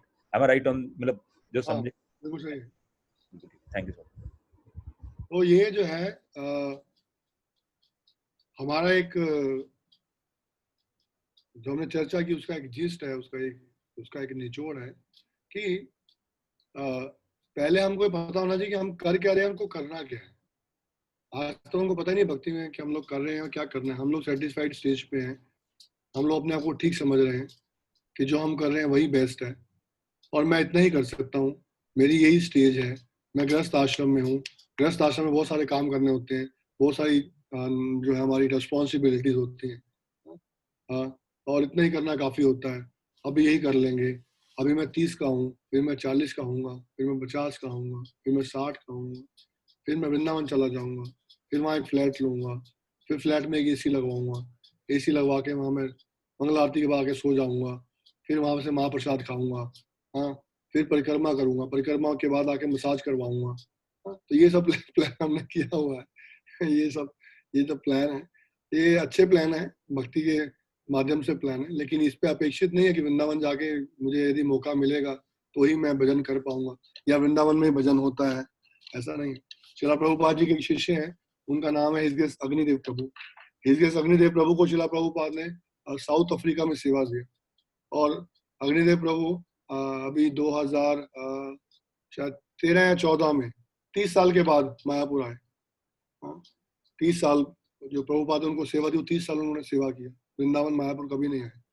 तो वो अपने उस एक्सपीरियंस में बता रहे थे कि मैं शिला प्रभुपाद की जो है आदेश का पालन करने का। किसी ने पूछा उनसे कि आप क्यों नहीं आए, क्योंकि उनका इतना सुंदर भक्ति वक्तव्य है कि आंध्र प्रभु उनका कीर्तन सुनते थे। आंध्र प्रभु जब डेटी वर्शिप करते थे, राधा श्याम सुंदर की या कृष्ण बलराम की ड्रेसिंग किया करते थे, तो वो उस समय उनका कीर्तन चलाया करते थे। तो आंध्र प्रभु अपने आप में इतनी शुद्ध आत्मा कीर्तन किया करते थे और वो उनका कीर्तन सुनते थे। तो उनको इस बात का ज्ञान नहीं था कि वो सुनते थे। किसी ने बताया उनको कि आप इतना महान गायक हैं, इतने सुंदर वैष्णव गीत गाते हैं आप, और आंध्र प्रभु आपका कीर्तन सुनते थे। और आंध्र प्रभु उस समय जा चुके थे, तो बोले उनकी विनम्रता मेरा कीर्तन सुनते थे वो। लेकिन वो भक्ति में इतने प्रगाढ़ प्रेम स्थिति पे थे कि वो अपने गुरु के आदेश पालन करते रहे। और फिर भक्तों ने उनको जो बहुत प्रेस किया और सोसाइटी ने, GBC ने उनको बोला कि आपको मायापुर आना है, तो वो आए और उन्होंने प्रभुपाद से पहले आके प्रार्थना की, शायद कि मैंने आपकी अवज्ञा तो नहीं की कि मैं मायापुर में आया। और फिर जब भक्तों का संग किया तो उनको बहुत आनंद आया और फिर रेगुलरली आने लगे। तो एक गुरु की आज्ञा पालन करने के लिए हमें किसी वस्तु विशेष पर निर्भर नहीं रहना चाहिए कि ऐसे सर्कमस्टांसेस बनेंगे। अब ऐसा तो होगा नहीं कि हम ब्रह्मचारी बन सकते हैं, ऐसा पॉसिबल तो है नहीं, गृहस्थ आश्रम में ही रहेंगे। लेकिन ये गृहस्थ आश्रम हमें भगवत सेवा के रूप में मिला है, भगवान की सेवा के रूप में मिला है। और लेकिन जो गृहस्थ का वास्तविक अर्थ जो है, हम जो बात करते हैं गृहस्थ, घर के साथ, गृहस्थ नहीं है, गृहस्थ होता है मतलब फंसा हुआ, गृहस्थ होता है घर के साथ। उसके साथ में जो जो वो स्था है, वो स्था जो है वो मुख्य कार्य क्या है? मुख्य कार्य भगवान की सेवा है। प्रभुपाद जी ने कहा है, क्या बोले, the family who prays together stays together। जो इकट्ठे मिलकर प्रार्थना करते हैं वो क्या है, और वो साथ रह पाते हैं। जैसे हमने एक स्लाइड में देखा था कि birds of same feathers flock together. तो यहाँ पर यदि हमारा उद्देश्य भक्ति रहेगा तो हम साथ में रह पाएंगे, परिवार का पालन पोषण कर पाएंगे, सेवा कर पाएंगे, नहीं तो हम वो सेवा नहीं कर पाएंगे, वो हमारे लिए ग्रस्त हो जाएगा, हम फंस जाएंगे उसके अंदर, हम निकल नहीं पाएंगे। हाँ, जो हमने अभी ये भजन में एक लाइन गाई, उसमें यही कहा, मनुष्य दुर्लभ मानव जन्म सत्संग। पहले दुर्लभ मानव जन्म इतना दुर्लभ है और फिर सत्संग मिल गया, और उसके बाद भी आके हम जो है वो आकर्षण जो है भगवान के प्रति, भक्ति के प्रति नहीं जागृत करने का प्रयास कर पा रहे, तो हमें चेक करना चाहिए थर्मोमीटर से कि हमारी स्थिति क्या है। ठीक है, तो क्या करना है, कोई 8:40 आगे चले या यस प्रभु जी, अभी तो बहुत है। कोई प्रश्न है किसी का? सबको रुचि आ गई समझ? सबको रुचि आ गई समझ? रुचि तो पहले समझ लो, फिर रुचि आ जाएगी। लेकिन चैट बॉक्स में आया, हाँ, प्रभु जी वस्तु वशित अपेक्षणीय रुचि पर दोबारा से बता दीजिए।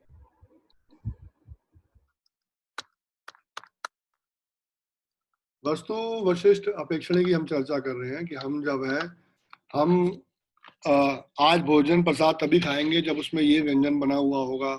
हम कीर्तन तभी सुनेंगे जब उसके साथ में मृदंग, करताल, धुन, माइक, साउंड, ऑर्केस्ट्रा और बांसुरी और गोपियों की तरह डांस और ये सब होगा। और तब हम जाएंगे सत्संग कार्यक्रम में और कथा में जो है वो बड़ा आज आज आज ये कथा करेंगे और विषय होगा कि कैसे गोपियां कृष्ण से मिलने के लिए जाती हैं, कैसे गोपियों के साथ कृष्ण ने रास किया।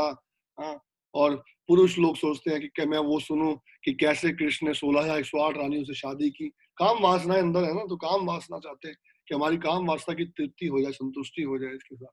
हाँ, हाँ, परम पूज्य राधा गोविंद महाराज लेक्चर में कह रहे थे, बोले किसी ने पूछा उनसे, हाँ, लेक्चर दे रहे थे महाराज विदेश में कहीं, तो एक व्यक्ति आके बोला, हाँ, कि कैसा है तुम्हारा किशन। हाँ, ऐसे ऐसे बोल रहे थे महाराज, वो व्यक्ति ऐसे बोल रहा था, कैसा तुम्हारा किशन, हाँ, इतनी सारी शादियां करता है। तो महाराज ने बोला कि आपको क्या फर्क पड़ता है इससे। तो बोला ऐसे थोड़ा होता है, सभ्यता का पालन करना चाहिए। तो महाराज बोलते आप नहीं कर पा रहे हो इसलिए चिंता हो रही है क्या आपको? हाँ, आप भी करना चाहते हो और कर नहीं पा रहे। और फिर महाराज ने बोला यही तो भगवान है जो 16,108 रानियों के साथ 16,108 अभिनय करके आपकी पिक्चर में होते हैं 2 डबल रोल, ट्रिपल रोल, यहाँ 16,108 रोल प्ले कर रहे हैं। और क्या है कि जब नारद मुनि पहुंचते हैं और देखते हैं कि वो जो है हर जो है वो महल में कृष्ण जो है हर रानी के साथ कहीं दान कर रहे हैं, हाँ, कहीं प्रसाद ले रहे हैं और कहीं उन जो है वो चर्चा कर रहे हैं। तो ये डिफरेंट, कहते हैं यही तो कृष्ण है। कृष्ण ने वो सब करके बताया है कि वो जो कोई नहीं कर सकता। हाँ, परंतु हमें भगवान की जो है सभी लीलाओं के प्रति आकर्षण होना चाहिए। हाँ, और वास्तविक रूप में चैतन्य महाप्रभु ने स्वयं बताया कि ध्रुव महाराज और प्रहलाद महाराज और कुंती महारानी की ये जो शिक्षाएं हैं भक्ति में शिक्षाएं। कहाँ गोपीनाथ मंदिर, टोटा गोपीनाथ मंदिर में अद्वैताचार्य जी से 100 बार उन्होंने जो है वो नरसिंह कथा और ध्रुव कथा सुनी, 100 बार। चैतन्य महाप्रभु को बहुत पसंद थी, वो देखते थे कि किस तरह भक्त जो है वो सरेंडर हो रहा है, डिपेंडेंट हो रहा है। हाँ, तो जो है हमको इस पे प्रति आकर्षित नहीं होनी चाहिए कि किस विषय पे बात हो रही है और क्या प्रसाद बना है आज। क्लास में जाएं और जैसे 9 बजे का समय है तो 8:45 बजे जाएं, इसका मतलब हमारी कथा से आकर्षण नहीं है, वस्तु से आकर्षण है कि हमारी अटेंडेंस लग जाए और जो है हम लोग प्रसाद के लिए पहुंचे। तो ये वस्तु पे। और फिर जो है डेटीज के बारे में बताया कि उनकी सेवा के प्रति शुद्धता का हमको बहुत ध्यान रखना है कि भगवान की सेवा बहुत अच्छे से होनी चाहिए, लेकिन ये वस्तु नहीं होनी चाहिए कि इस तरह से भगवान को तैयार किया जाएगा। जैसे कई बार हम देखते हैं तो हम जो है नवीन स्थिति पे होते हैं, कहते हैं आज जो है ना मंदिर में भगवान को ठीक से तैयार नहीं किया, भगवान सुंदर नहीं लग रहे।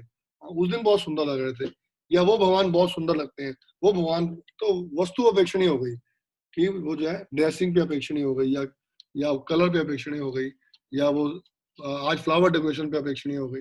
तो भगवान इस पे भक्ति इस पे आधारित नहीं है। तो हमको वस्तु विशिष्ट अपेक्षणीय जो है उससे बाहर निकलकर अनपेक्षणीय स्थिति पे आना चाहिए। आशा है कि आपको प्रश्न का उत्तर मिला होगा।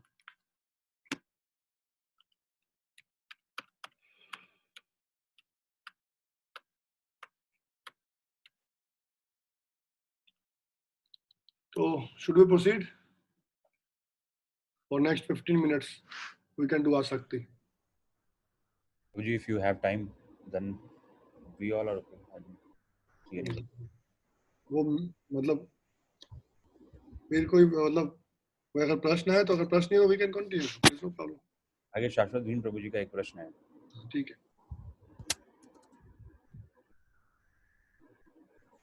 हरे कृष्ण प्रभु जी। बोल प्रभु जी, कई बार जैसे हम देखते हैं, जैसे मैं प्रसाद के रूप में भी सोचे कि प्रसाद हमने भगवान को लगाया और बाद में कहें कि प्रसाद स्वाद नहीं, हमें प्रसाद स्वाद नहीं लगा, तो यदि वस्तु अपेक्षणीय है वो रुचि नहीं आएगा। समझ नहीं आया, थोड़ा सा दोबारा बताइए।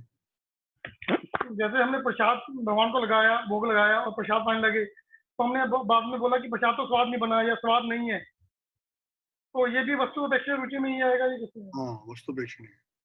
क्योंकि हम एक्चुअली क्या है, जब आप ये मंत्र बोलते हैं ना, महाप्रसादे गोविंदे, तो उसमें आप खुद बोल रहे हैं महाप्रसादे गोविंदे नमो ब्राह्मणे वैष्णवे स्वल्प पुण्य वतम राजन विश्वास ने बजाय। इनके प्रति विश्वास नहीं जागृत होता। किसके किसके प्रति? महाप्रसादे, पहला क्या है? महाप्रसाद ही है। महाप्रसादे गोविंदे, भगवान के प्रति, ब्राह्मण के प्रति। महाप्रसादे गोविंदे नमो ब्राह्मणे वैष्णवे, वैष्णव के प्रति। हमारा यदि विश्वास नहीं जागृत होता तो स्वल्प पुण्य वतम राजन, हमारे पुण्य क्या है? बहुत क्षीण हो जाते हैं, या हमारे बहुत क्षीण पुण्य होते हैं, जिसकी वजह से हमको इसका स्वाद नहीं आता। और पहली बात, जब ये प्रार्थना आप बोलते हैं तो इस प्रार्थना, जैसे हर प्रार्थना के ऊपर ना नाम दिया होता है कि कौन सी प्रार्थना क्या क्या, शरणागति की प्रार्थना शरणागति के लिए बता रही है। तो इस पे लिखा है प्रेयर वाइल ऑफरिंग ऑनरिंग प्रसादम, प्रसाद को सेवन करने के समय की गई प्रार्थना, करने जाने वाली प्रार्थना। सेवन मतलब सेवा, प्रसाद पाना एक सेवा है। प्रसाद पाना एक व्यंजन रूपी आसक्ति या इंद्रिय तृप्ति नहीं है। प्रसाद एक सेवा है। हम भगवान का प्रसाद हमको प्राप्त हुआ है, ये कृपा के रूप में प्राप्त हुआ है, और हम अपने इस भौतिक शरीर को भक्ति में बनाने के लिए, चलाने के लिए नहीं बोल रहा हूं मैं, भक्ति में बनाने के लिए उस प्रसाद का सेवन कर रहे हैं, ये सेवा रूप में। और ये सेवन करने से हमारा भगवान, गोविंद, महाप्रसाद, ब्राह्मण और वैष्णव के प्रति हमारा आदर भाव, हमारा भक्ति भाव उत्पन्न होगा। तो ये ऑनरिंग प्रसाद है, उसका आदर करना। तो आदर करने में स्वाद का कोई लेन देन नहीं। हमने पहले ही बोला कि स्वाद पे अगर आधारित है तो वो अपेक्षणीय है कि ये बनाओ। कई लोग क्या कहते हैं, जैसे खुद खाने की इच्छा होती है तो अपनी पत्नी से कहते हैं मुझे लग रहा है आज हमारे गौर निताय ये खाने की इच्छा रख रहे हैं। अरे भाई साहब, अभी वो स्थिति आपकी नहीं है कि गौर निताय पे कान में आके बोलेंगे कि मुझे मटर पनीर खाना है। वो तेरे अपने हृदय की छुपी हुई मटर पनीर की इच्छा के ऊपर पॉलिश करके तो बोल रहा है कि मेरे गौर निताय मटर पनीर मांग रहे हैं। तो फिर कोई बात नहीं, ये इच्छा से भी भगवान को बोल रहा है खाएं, कोई दिक्कत नहीं है, लेकिन उसमें कमी ना निकाले। देखिए, ये केवल प्रसाद की बात नहीं है। भक्ति में आई हुई कोई भी परिस्थिति, कोई भी कारण, कोई भी ऐसा जब समय आए तो जितना भी अच्छा कार्य हुआ है उसको भगवान की कृपा के रूप में स्वीकार करें। प्रसाद पाते वक्त भगवान की कृपा के रूप में व्यवस्था करें। शिला प्रभुपाद जी कोट कर रहे हैं। शिला प्रभुपाद बोलते हैं कि शिला प्रभुपाद से भक्त ने पूछा कि भगवान, आप कहते हैं कि भगवान सर्वगुण संपन्न है, भगवान षट ऐश्वर्य पूर्ण है, भगवान के अंदर सभी 6 कलाएं हैं, तो फिर क्यों बोल रहे हैं पत्रम पुष्पम फलम तोयम, हमसे क्यों मांग रहे हैं? प्रभुपाद ने बोला, प्रभुपाद उसको इजी लैंग्वेज में एग्जांपल में बताते हैं। प्रभुपाद बोलते हैं जब आप भगवान को भोग लगाते हो तो आपको 2 लाभ प्राप्त होते हैं। भगवान ने क्यों बोला? भगवान हमको लाभान्वित करने के लिए ऐसा बोल रहे हैं। और उससे क्या प्राप्त होता है? पहला तो जो आपको प्रसाद के रूप में प्राप्त होता है वो कृपा प्राप्त होती है, और दूसरा आपको भगवान का उचित प्रसाद भी खाने को मिलता है। यदि हम देखें कि जो है टेम्पल्स के अंदर और सेंटर्स के अंदर ओकेजन्स पर, फेस्टिवल्स पर जो प्रसाद भोग लगाया जाता है, उतना तो लोग शादियों में भी व्यवस्था नहीं कर सकते, इतनी आइटम्स होती हैं। बहुत ही लोग जो इतनी व्यवस्था नहीं कर सकते, बोलते हैं आप इस्कॉन वाले कुछ खाते नहीं हो इसलिए पतले हो जाते। बोले जितना हम खाते हो तुम सोच नहीं सकते कितना खाते हैं। यहाँ तो निरंतर तो फेस्टिवल है। हर एकादशी के बाद द्वादशी फेस्टिवल है, महीने में 2 फेस्टिवल हो गए। फिर नित्यानंद अद्वैताचार्य पीरियड्स डे, फिर नित्यानंद पीरियड्स डे, फिर गौर पूर्णिमा, फिर रामनवमी, फिर नरसिंह चतुर्दशी, फिर जन्माष्टमी, फिर व्यास पूजा, फिर राधा अष्टमी, और ऐसे निरंतर फेस्टिवल है, और बीच में कितने सारे अपीयरेंस डे, कितने सारे डिसअपीयरेंस डे, हर बार पार्टी है, और कितने व्यंजन खाने को मिलते हैं। लेकिन हमको प्रसाद जो है सेवा के रूप में लेना है। सेवन मुखा ही जीवा दो, श्रीमद् भागवतम में बोलते हैं। मुझे जीवा के इसलिए दो, सेवन मुखे ही। क्या करूं मैं? उसी मुख में उस जीवा से क्या करूं? आपकी सेवा कर सकूं, आपका कीर्तन कर सकूं। सेवन मुखे ही जीवा, सेवा करने के लिए जीवा दो कि ये जीवा जो है ग्राम में कथा ना करे, केवल आपकी सेवा करे, केवल आपका गुणगान कर सके। हे हरि, हे कृष्ण, हे गोविंद, हे राधा पार्थ सारथी। आप जैसा दयालु कौन हो सकता है? कौन रथ चलाएगा? कौन अपने भक्त के लिए इतना तपस्या करेगा? कौन तड़पेगा इतना? किसके अंदर इतना लौल्यम होगा कि मैं अपने भक्त को ये दूं? केवल आप इतने दयालु हैं। ये भगवान की जो है कृपा का हमको वास्तविक रूप में ध्यान करना चाहिए। हर समय हमें इच्छा जागृत करनी चाहिए कि हम भगवान की सेवा कर सकें। कोई भी कार्य है वो सेवा के रूप में मिल रहा है। ठीक है प्रभु जी, थैंक यू प्रभु जी। प्रभु जी एक और प्रश्न है जी, स्मृति माता जी, मैं उनको अनम्यूट कर रहा हूँ। जी हरे प्रभु जी। हरि बोल। जी प्रभु जी। प्रभु जी अभी जैसे प्रभु जी ने बोला कि कभी हमने देखा कि प्रसाद अच्छा नहीं बना, तो उस टाइम पे कभी ये भाव आए कि हमने क्या खिला दिया भगवान को। तो ये समझ में नहीं आता। विमला प्रसाद प्रभु बोलते हैं लेक्चर में कि हमने भगवान को पाप खाने वाली मशीन बना के रखा हुआ है। हम ये मान के चले कि भगवान ने एक्चुअली भोग एक्सेप्ट किया हमारा, कि वो सिर्फ दृष्टिपात ही करते हैं। क्या मतलब एग्जैक्टली क्या होना क्या चाहिए, समझ में नहीं आता। पत्रम पुष्पम फलम तोयम यो में भक्ता प्रेष्यति। जो भक्ति भाव से मुझे अर्पण करता है मैं उसको स्वीकार करता हूँ, कृष्ण ये कहते हैं। शिला प्रभुपाद से किसी ने बोला, शिला प्रभुपाद आप जब भगवान को भोग लगाते हैं और जब वो प्लेट वापस आती है तो प्लेट वैसी की वैसी होती है, हमें तो लगता नहीं कि आपके भगवान खाते हैं। शिला प्रभुपाद बोलते हैं कि वो जिनको हम अर्पण करते हैं मेरे भगवान, हमारे भगवान, वो कहते हैं कि मैं खाता हूँ, और तुम लोग बोल रहे हो कि मैं नहीं खाता हूँ, तो हम उनकी बात माने या तुम्हारी बात माने? पहली बात।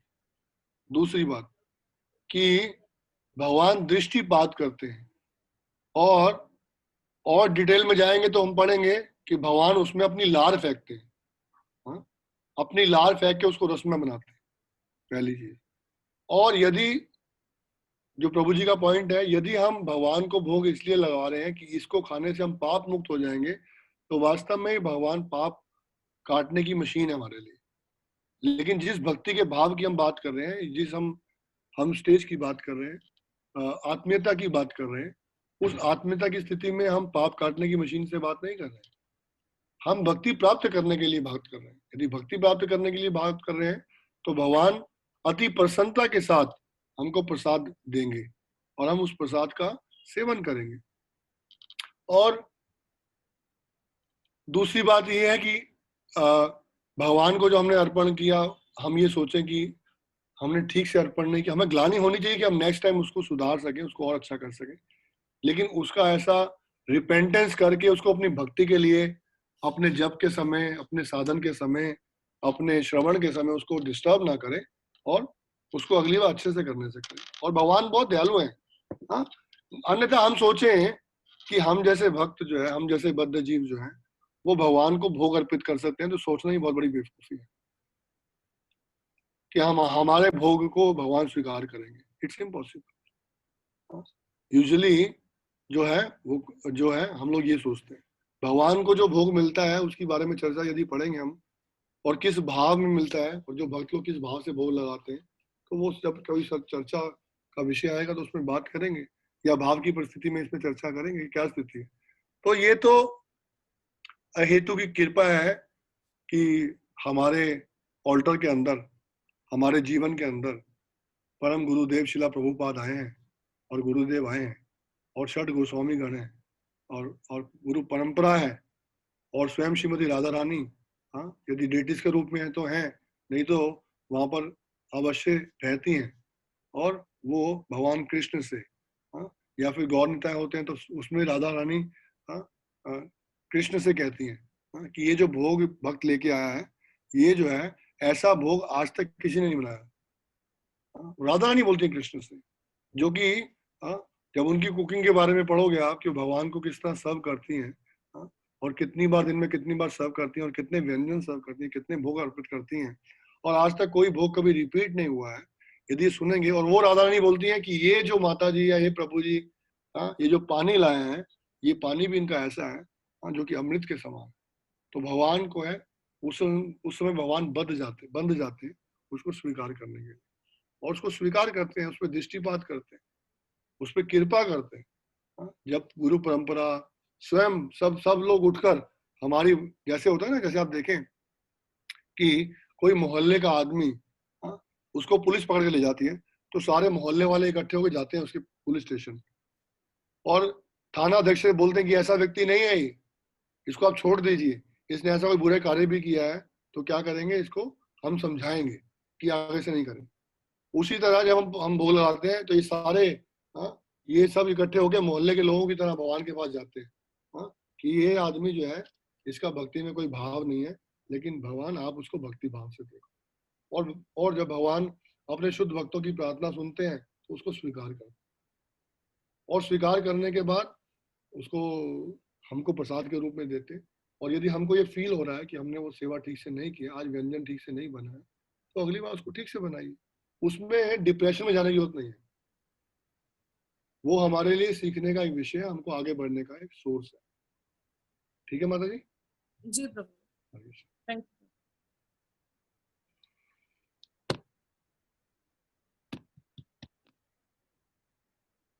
857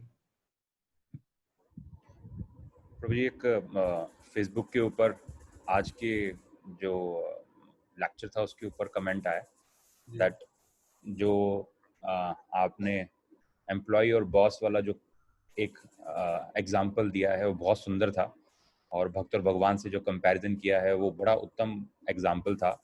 और आज का लेक्चर आपका सुन करके हमें भी भक्ति में रुचि आ गई। उनको आ जाएगी तो उनके आशीर्वाद से मुझे भी आ जाएगी, और हम सबको मिलेगी। तो ये हम लोगों का सीखने का है। और शायद एक कमेंट इसमें है, क्वेश्चन है चैट बॉक्स में। जी, अभयप्रद माता जी का प्रश्न, एक कमेंट है, प्रभु जी हम बहुत फ्रीक्वेंटली लेक्चर में सुनते हैं कि हमें भगवान के लिए बनाना चाहिए या स्तर हमारा नहीं है, भोग बनाना चाहिए, ये स्तर हमारा नहीं है, तो ये तो बहुत दूर की बात है। I didn't get this question. क्या कह रहे हैं? माता जी मैं आपको अनम्यूट करूं, आप प्लीज बोलिए। हरे कृष्णा प्रभु जी। प्रभु जी मतलब हम लोग फ्रीक्वेंटली लेक्चर्स में सुनते हैं कि हमें जब भी हम भोग बनाए तो इस कॉन्शियसनेस से बनाए कि भगवान के लिए बना रहे हैं हम, बट ये तो होता नहीं है। हम लोग तो जो फैमिली मेंबर्स ने खाना है उस कॉन्शियसनेस से बनाते हैं, तुझे क्या खाना है, तुझे क्या खाना है, उस हिसाब से बनता है, और ये बहुत दूर का स्तर है। तो अभी मतलब क्या करें, मतलब ये इस लेवल को अचीव करना तो बहुत दूर है, अभी क्या करें? प्रैक्टिकली इस लाइन को कैसे अपने जीवन में मतलब अपनाएं कि भगवान के लिए बना रहे हैं? देखिए, कल भी ऐसा एक प्रश्न आया था, मुझे याद नहीं आ रहा, लेकिन वो क्लास के बाद में आया था। जो बदलने का जो विषय वस्तु है वो कॉन्शियसनेस है, और कॉन्शियसनेस एक ही क्षण में एक ही शब्द सुनकर बदल सकती है, या कॉन्शियसनेस को बदलने में बहुत जन्म लग सकते हैं। अक्सर भक्त लोग बोलते हैं कि कई इंटरव्यू सुनते हैं हम लोग, how I become Krishna consciousness, इस पर इंटरव्यू आता है। तो उस समय मेरे मन में मेरे लिए प्रश्न आता है कि यदि मुझसे कोई पूछे कि आप कृष्णा कॉन्शियसनेस में कब आए, तो मुझे अपने आप से प्रश्न पूछना चाहिए कि क्या मैं कृष्णा कॉन्शियसनेस में आ गया हूं क्या? मुझे कोई ये पूछे कि आपको ये औपचारिकता पूरी करते हुए कितने साल हो गए, तो मैं बोल सकता हूँ कि 15 या 20 साल हो गए, लेकिन क्या मैं कृष्णा कॉन्शियसनेस में आ गया हूँ, क्या मैं कृष्णा कॉन्शियसनेस हो गया हूँ? तो ये मेरे मन में प्रश्न आना चाहिए, या मेरे मन में प्रश्न आता है, क्योंकि वास्तविक रूप में कृष्णा कॉन्शियसनेस के कई स्तर है कॉन्शियसनेस के, ये कृष्णा कॉन्शियसनेस तो एक ही है। हम ये भक्ति के स्तरों की बात करें, लेकिन भक्ति देवी तो एक ही है। ऐसा नहीं है कि जो है वो श्रद्धावान भक्त के लिए भक्ति देवी 4.5 फुट की, रुचि देवी के लिए 7 फुट की, भाव वाले के लिए ऐसे फुट की, या बड़ी, या प्रगाढ़, या कृपा का जो सरेंडर, कृपा का जो लेवल है वो सरेंडरनेस की, भक्ति देवी एक ही है। प्रश्न कॉन्शियसनेस भी एक ही है। उस कॉन्शियसनेस को अचीव करने के लिए स्तर बताए हैं। प्रेमा भक्ति भगवत पद प्राप्ति का उद्देश्य भक्ति में होना चाहिए, वो एक ही पद है, वो दूसरा पद नहीं है। कृष्ण किसी भी स्तर के लिए अलग अलग कृष्ण नहीं बनेंगे, कृष्ण केवल एक ही रहेंगे। श्याम सुंदर कृष्ण एक ही रहेंगे, दो श्याम सुंदर कृष्ण नहीं हो सकते। कि जी अब क्या होता है कि जो रुचि वाले भक्त हैं उनको कृष्ण ऐसे दिखेंगे, भाव बदलेगा, उसका चर्चा बहुत सुंदर आने वाली है। प्रेम भक्ति और भाव भक्ति के अंदर बहुत सुंदर कृष्ण किस तरह से उनसे जो है आदान प्रदान करेंगे, वो चर्चा सब आने वाली है। लेकिन कॉन्शियसनेस एक ही है। चैतन्य महाप्रभु ने उस कॉन्शियसनेस को एक ही बताया, दास दास अनुदास। ऐसा नहीं कि भाव की स्थिति में बॉस बॉस अनुबॉस बन जाएगा वो, या ऐसी स्थिति नहीं है कि वो प्रीचर के टाइम में या लेक्चरर के मूड में या भागवतम कर्ता के मूड में वो जो है बॉस बन गया है और उसके जो साथ में भक्त है वो उनके ऊपर कुछ भी उनके साथ चर्चा कर सकता है, व्यवहार कर सकता है। नहीं, पॉइंट इज कॉन्शियसनेस। और कॉन्शियसनेस बदलने का समय कभी भी आ सकता है। एक लव मात्र साधु संग सर्व सिद्धि है, सर्व सिद्धि की बात की जा रही है। एक बार साधु संग करेंगे तो सब सिद्धि प्राप्त हो जाएगी, उसमें सारी कॉन्शियसनेस चेंज हो जाएगी। और हमको ये मानना चाहिए कि हमारी कोई कैपेबिलिटी नहीं है, जो आपके प्रश्न में आ रहा है। या हमको ध्यान रखना चाहिए हर स्तर के ऊपर कि हमारी कोई कैपेबिलिटी नहीं है।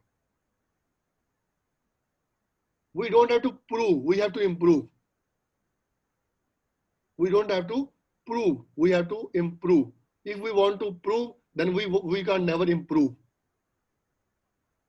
This is simple consciousness. यदि हम ये बताने का प्रयास करेंगे कि ये मैंने कितना अच्छा किया है, तो उसमें इंप्रूवमेंट का कोई चांस नहीं बचेगा।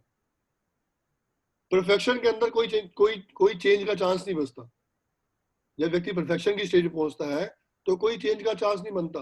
लेकिन भक्त कभी परफेक्शन की स्टेज पे नहीं पहुंचता है, क्योंकि हमेशा वो इम्परफेक्ट रहता है, परंतु वो परफेक्शन वाले व्यक्ति की सेवा कर रहा होता है, इसलिए उसको परफेक्शन का स्वाद मिलता है, परंतु वो अपने आप को परफेक्ट महसूस नहीं करता। You got my point? तो ये चर्चा करने का विषय है कि हमें सदैव ये है अपने मन में विश्वास करना चाहिए कि मैं क्वालिफाइड नहीं हूँ। कितनी बार भी कोई बोलेगा कि आप क्वालिफाइड हैं, आपने बहुत अच्छा प्रसाद बनाया, आपने बहुत अच्छी कथा की, आपने बहुत अच्छा कीर्तन किया, लेकिन आपको हृदय से ये मानना पड़ेगा कि आप क्वालिफाइड नहीं है। हमारी स्थिति क्या है? आपने मुझे बोला बहुत अच्छी कथा की, मैं बोल रहा हूँ नहीं नहीं नहीं, ये प्रभुपाद की कृपा से है, ये भक्ति ये शिला विश्वनाथ चक्रवर्ती ठाकुर की कृपा से हो रहा है। अंदर से बोल रहा हूँ मैंने किया है। आप बोलते रहो, मुझे बड़ा अच्छा लग रहा है। मनीष प्रभु कल आपने बोला नहीं, परसों आपने बोला नहीं, प्लीज एक बार दोबारा रिकॉर्डिंग में डाल दो, लेकिन बोलो, ये बोलो, बार बार बोलो, ये मैंने ही किया है, ये मेरा हृदय बोल रहा होता है, ये मैं जीवा से बोलता हूँ, प्रभुपाद ने किया, प्रभुपाद की कृपा, गुरु की कृपा, वैष्णव की नहीं। अंदर कॉन्शियसनेस क्या बोल रही है?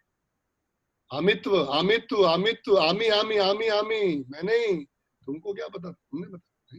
This is wrong consciousness. Krishna consciousness is not from outer body, बाहर से नहीं है कि मैं बाहर से क्या बोल रहा हूँ, अंतःकरण से मैं क्या महसूस कर रहा हूँ, क्या फील कर रहा हूँ, ये कॉन्शियसनेस है। और वो कॉन्शियसनेस भगवान को बताने के लिए है, वैष्णव को बताने के लिए है, और वो उसको महसूस करेंगे। तो हमें दोनों ही स्थिति में, जब हमें कोई कहा जाए कि हम इस काबिल नहीं है, तो इसमें अपने आप को हीन नहीं समझना चाहिए, और जब ये कहा जाए कि आप काबिल हो, तो ये नहीं समझना चाहिए कि मैं काबिल हूँ। Krishna consciousness is to change our consciousness. Krishna consciousness is not to be in Krishna consciousness without consciousness. Okay.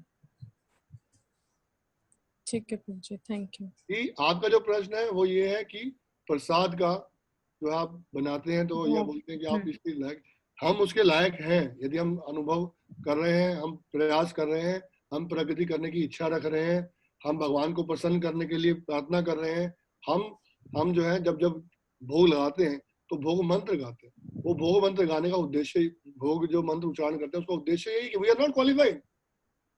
Srila Gurudev, Prabhupada, Chaitanya Mahaprabhu, स्वयं कृष्ण, और फिर उसके बाद पंच तत्व, और उसके बाद हरे कृष्ण महामंत्र का गान इसीलिए करते हैं ना कि हम लोग क्वालिफाइड नहीं है। ये सत्य है। तो हमको ये समझना चाहिए हृदय से हम क्वालिफाइड नहीं है, लेकिन हम अपने शुद्धिकरण के लिए, जैसे हम परिवार की बात भी कर रहे हैं कि परिवार से पूछते हैं कि आप क्या खाएंगे, आप क्या बनाएं, तो फिर भी उसके जैसे हम कोई चीज सब्जी लाए हैं, तरकारी लाए हैं बनाने के लिए, तो उसको पहले धोते हैं, उसको शुद्ध करते हैं। इसलिए हमारी चेतना जो ऐसी उस सब्जी की तरह है जो मंडी से आई है, खेत से आई है, शुद्ध नहीं है, चेतना शुद्ध कर रहे हैं, धीरे धीरे चेतना शुद्ध होती जाएगी। लेकिन जब प्रसाद बनाए, भगवान को भोग लगाए, वो चेतना उस समय भगवान में रहनी चाहिए, भक्ति में रहनी चाहिए, कीर्तन सुने। जैसे डिवोटीज लोग किचन में जो है वो महामंत्र कीर्तन चलता रहता है, प्रभुपाद वॉइस चलती रहती है, लेक्चर चलता रहता है, तो कॉन्शियसनेस चेंज होती है। जी। हमें प्रगति करने के स्तर की बात करनी चाहिए, और प्रगति होगी हमारी धीरे धीरे। इसमें कोई बहुत ज्यादा चिंता करने की आवश्यकता नहीं है। प्रयास, भगवान हमारी प्रगति नहीं देख रहे हैं, भगवान हमारा प्रयास देख रहे हैं। बार बार यही चर्चा करते हैं कि कितना हमने प्रयास किया है, उसके अनुसार स्वीकार। जैसे एक बच्चा एक तरफ माता है और एक तरफ पिता है, और वो चलना नहीं जानता, और पिता एक तरफ से उसको छोड़ देते हैं, और वो किसी तरह 2 कदम लेके गिरने लगता है तो माता पकड़ लेती है उसको। इधर से माता चलाती है तो पिता पकड़ लेते हैं, वो चलना नहीं जानता, लेकिन इसका बड़ा उपहास कर रहे हैं, उसका बड़ा आनंद आ रहा है। तो कृष्ण भी ये सब देख के बड़ा आनंद ले रहे हैं कि कर रहे हैं सेवा और नहीं कर पा रहे हैं, और गिर रहे हैं और प्रयास कर रहे हैं, फिर उठ के चल रहे हैं, तो कृष्ण बड़ा आनंद ले रहे हैं। तो भक्त की हर लीला का आनंद भी कृष्ण लेते हैं, और कृष्ण की हर लीला का आनंद भक्त लेते हैं। हमारा प्रयास जो है वो एक्चुअल कॉन्शियसनेस में होना चाहिए। ओके, थैंक यू माता जी। हरे कृष्ण। संजना माता जी का प्रश्न है, मैं उनको अनम्यूट कर रहा हूं। माता जी प्रश्न पूछ लीजिए। हरे कृष्णा प्रभु जी, प्रणाम प्रभु जी। ये क्वेश्चन ये है कि हम जैसे लेक्चर्स में हम बहुत कुछ सुनते हैं और पढ़ते भी हैं, तो उसका असर थोड़ी देर तक क्यों रहता है? जब परिस्थितियां ऐसी आती है तो हम उसको अच्छे से फॉलो क्यों नहीं कर पाते? सिर्फ थोड़ी देर तक ही क्यों हम सोचते हैं कि नहीं अब हम ऐसा नहीं करेंगे, फिर वापस से कुछ ना कुछ ऐसा हो जाता है कि हम डिमोटिवेट हो जाते हैं। इसके 2 उदाहरण हैं कि जैसे पहले जब हम दवाई लेते हैं, और दवाई का असर जब तक रहता है तब तक वो हमें उसका असर दिखता है, और फिर दोबारा डोज लेनी पड़ती है। इसलिए हमको इस दवाई की तरह ये जो हरिनाम कथा है, इसको बार बार अगली डोज की आवश्यकता से पहले इसको ले लेना चाहिए, तो हम रोगी नहीं रहेंगे। क्योंकि हम रोगी हैं, हमारा आकर्षण भौतिक वस्तुओं से है, तो इसलिए हम रोगी व्यक्ति हैं, तो इसलिए हमारा आकर्षण नहीं हो रहा। और दूसरा इसका उदाहरण है, जैसे एक बच्चा है, जब उसके एग्जाम होते हैं तो उसके माता पिता को उसको बोलना पड़ता है कि तुम पढ़ो, क्योंकि उसको उस भक्ति की वैल्यू पता नहीं है। लेकिन एक समय आने के बाद जब वो इंजीनियरिंग करता है, कॉलेज जाता है, तो उसको उसके टीचर भी नियम खत्म कर देते हैं कि आपने क्लास में कितनी बार क्या पहन के आना है, कब आना है, कैसे आना है, क्योंकि वो उसको फ्रीनेस देते हैं। तो जब भक्ति में प्रगति करते हैं और हमको पता लगता है कि भक्ति की कितनी महत्वाकांक्षा है, तो फिर हमें क्या वो माता पिता को कहने की जरूरत नहीं पड़ती, हम स्वयं पढ़ते हैं। हमको पता है कि ये भक्ति हमारे लिए कितनी आवश्यक है। तो हमको उस स्टेज तक श्रवण कीर्तन का बहुत अपने आप को जोर लगाकर आसक्त बनाना चाहिए कि हमको श्रवण कीर्तन करना है, जब तक हमें वो रोग से दूर ना हो जाए, जब तक हमें रुचि ना आ जाए। जैसे हम इस तरह की बात कर रहे हैं ना कि अब जो है अब परिश्रम नहीं करना पड़ रहा, तो परिश्रम नहीं करना पड़ रहा मतलब क्या है कि उसको टेस्ट आ। तो जब तक हमको टेस्ट नहीं आएगा तब तक ऐसे रहेगा। तो हमको टेस्ट जागृत करने के लिए प्रयास करना पड़ेगा, और बार बार श्रवण कीर्तन करना पड़ेगा, बार बार सुनना पड़ेगा। और जैसे ये हमने देखा कि अपेक्षणी की जब हम बात कर रहे हैं, तो इसमें ये भी डाल सकते हैं, अब ये भी चर्चा कर सकते हैं कि परिस्थिति की अपेक्षा है। परिस्थिति ठीक होगी तो हम जप अच्छे से करेंगे, हम श्रवण अच्छे से करेंगे, हम ज्यादा समय कथा पढ़ेंगे, तो परिस्थिति के अनुसार करेंगे। लेकिन भक्ति जो है, हमने पहले बिल्कुल फर्स्ट सेशन में बात की थी कि भक्ति कभी देश काल परिस्थिति के ऊपर निर्भर नहीं करती। देश काल परिस्थिति के अनुसार हम भक्ति करते हैं, लेकिन ऐसा नहीं कि उस देश काल परिस्थिति के अनुसार भक्ति प्राप्त होगी। हमको अपने आप को हमेशा, जैसे आप देखते हैं ना कि आपको किसी पेड़ से आम तोड़ना है, तो आपको आनंद तभी आएगा जब आप उछल के आम तोड़ेंगे। अगर वो डाली बहुत नीचे होगी तोड़ोगे तो आपको आनंद नहीं आएगा। आप थोड़ा उछलने का प्रयास करोगे, ये वाला तोड़ते, ये ज्यादा अच्छा लग रहा है, ये ज्यादा अच्छा लग रहा है। तो भक्ति भी ऐसी है, जिस स्टेज पे आप हैं थोड़ा उछलने का प्रयास करिए। उछलना मतलब थोड़ा उठने का प्रयास करिए। यदि हम लोग भजन क्रिया पे हैं तो थोड़ा उससे और ऊपर उठे, निष्ठा पे है तो थोड़ा उससे और ऊपर उठे। उसके और ऊपर सुनने की बात, ये जो हम सुन रहे हैं, ये जो आचरण के अंदर डालने की बात कर रहे हैं, जो उनका जो हम व्यक्तिकरण देख रहे हैं, जो उनकी स्थिति देख रहे हैं, वो जो उनका जो भाव देख रहे हैं, वो इसीलिए देख रहे हैं कि हम वहां पहुंचे, हम थोड़ा सा और जंप करें। तो जब जंप करेंगे और हमको स्वाद आएगा तो हम उसको वास्तविक रूप में हमारा स्वभाव बन जाएगा। प्रभुपाद से एक भक्त ने कहा, प्रभुपाद ने कहा कि आपको कुछ समय के बाद 4 नियम का पालन नहीं करना पड़ेगा। तो भक्त बड़े खुश हो गए, 4 नियम, इसका मतलब कुछ टाइम के बाद से टाइम आएगा, प्रभुपाद हमको लिबरेशन देंगे, हमको संतुष्टि मुक्ति देंगे इन नियमों से, और बोलेंगे now you can go and eat non veg, now you can drink, now you can do gambling. Prabhupada बोलते हैं नहीं, तब वो आपके लिए नियम नहीं रहेंगे, तो आपके लिए स्वभाव बन जाएगा। तो आप वो सोचोगे नहीं कि मेरे लिए नियम है। जब तक बाउंडेशन रहेगी तो आप नियम समझोगे, जब बाउंडेशन नहीं रहेगी तो स्वभाव बन जाएगा। और जब स्वभाव बन जाएगा तो फिर आपको निरंतर करना पड़ेगा। उससे पहले आपको एक डोज की तरह, दवाई की तरह लगातार लेना पड़ेगा, जिसकी हमने चर्चा की है कि पीलिए के रोग की तरह, कि उसमें हमें मिश्री स्वाद नहीं लग रही, लेकिन जबरदस्ती मिश्री हमें खानी पड़ेगी और उस मिश्री से हमारा रोग समाप्त हो जाएगा।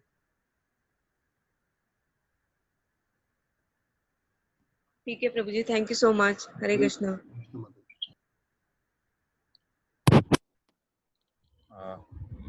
प्रभु जी, अंजना नैयर माता जी का एक कमेंट आया है चैट बॉक्स में, दैट हम लोग इस सेशन के नेक्स्ट लेक्चर का बहुत ईगरली वेट करते हैं। So thank you so much प्रभु जी। नाउ ये चर्चा वास्तव में ऐसी ही है और बहुत अच्छा है। मुझे बहुत उत्साह मिला कि जब मैं देखा कितने सारे भक्त इतनी सुबह सुबह जो है वो इतना समय निकालकर इस विषय में पढ़ रहे हैं, सुन रहे हैं, और बहुत अच्छा। मेरा भी जब मैंने देखा तो मेरा उत्साह और बढ़ा, इसको और अच्छे से करना चाहिए, और ताकि हम सबके लिए लाभदायक हो ये, और सभी के लिए लाभदायक है अगर चर्चा करेंगे हम। तो ये कृष्ण कथा, ये क्या बोलते हैं, सुखमुख,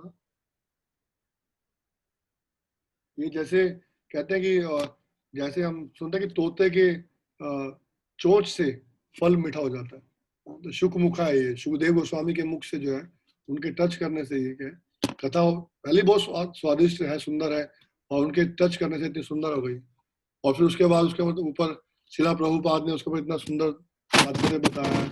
और वास्तव में जो सच में यही है कि जो प्रगति करने का प्रयास करेगा उसके लिए ये जो कथाएं हैं बहुत अच्छी हैं और बहुत आनंददायक है, और फिर वो इसके माध्यम से प्रगति कर पाए।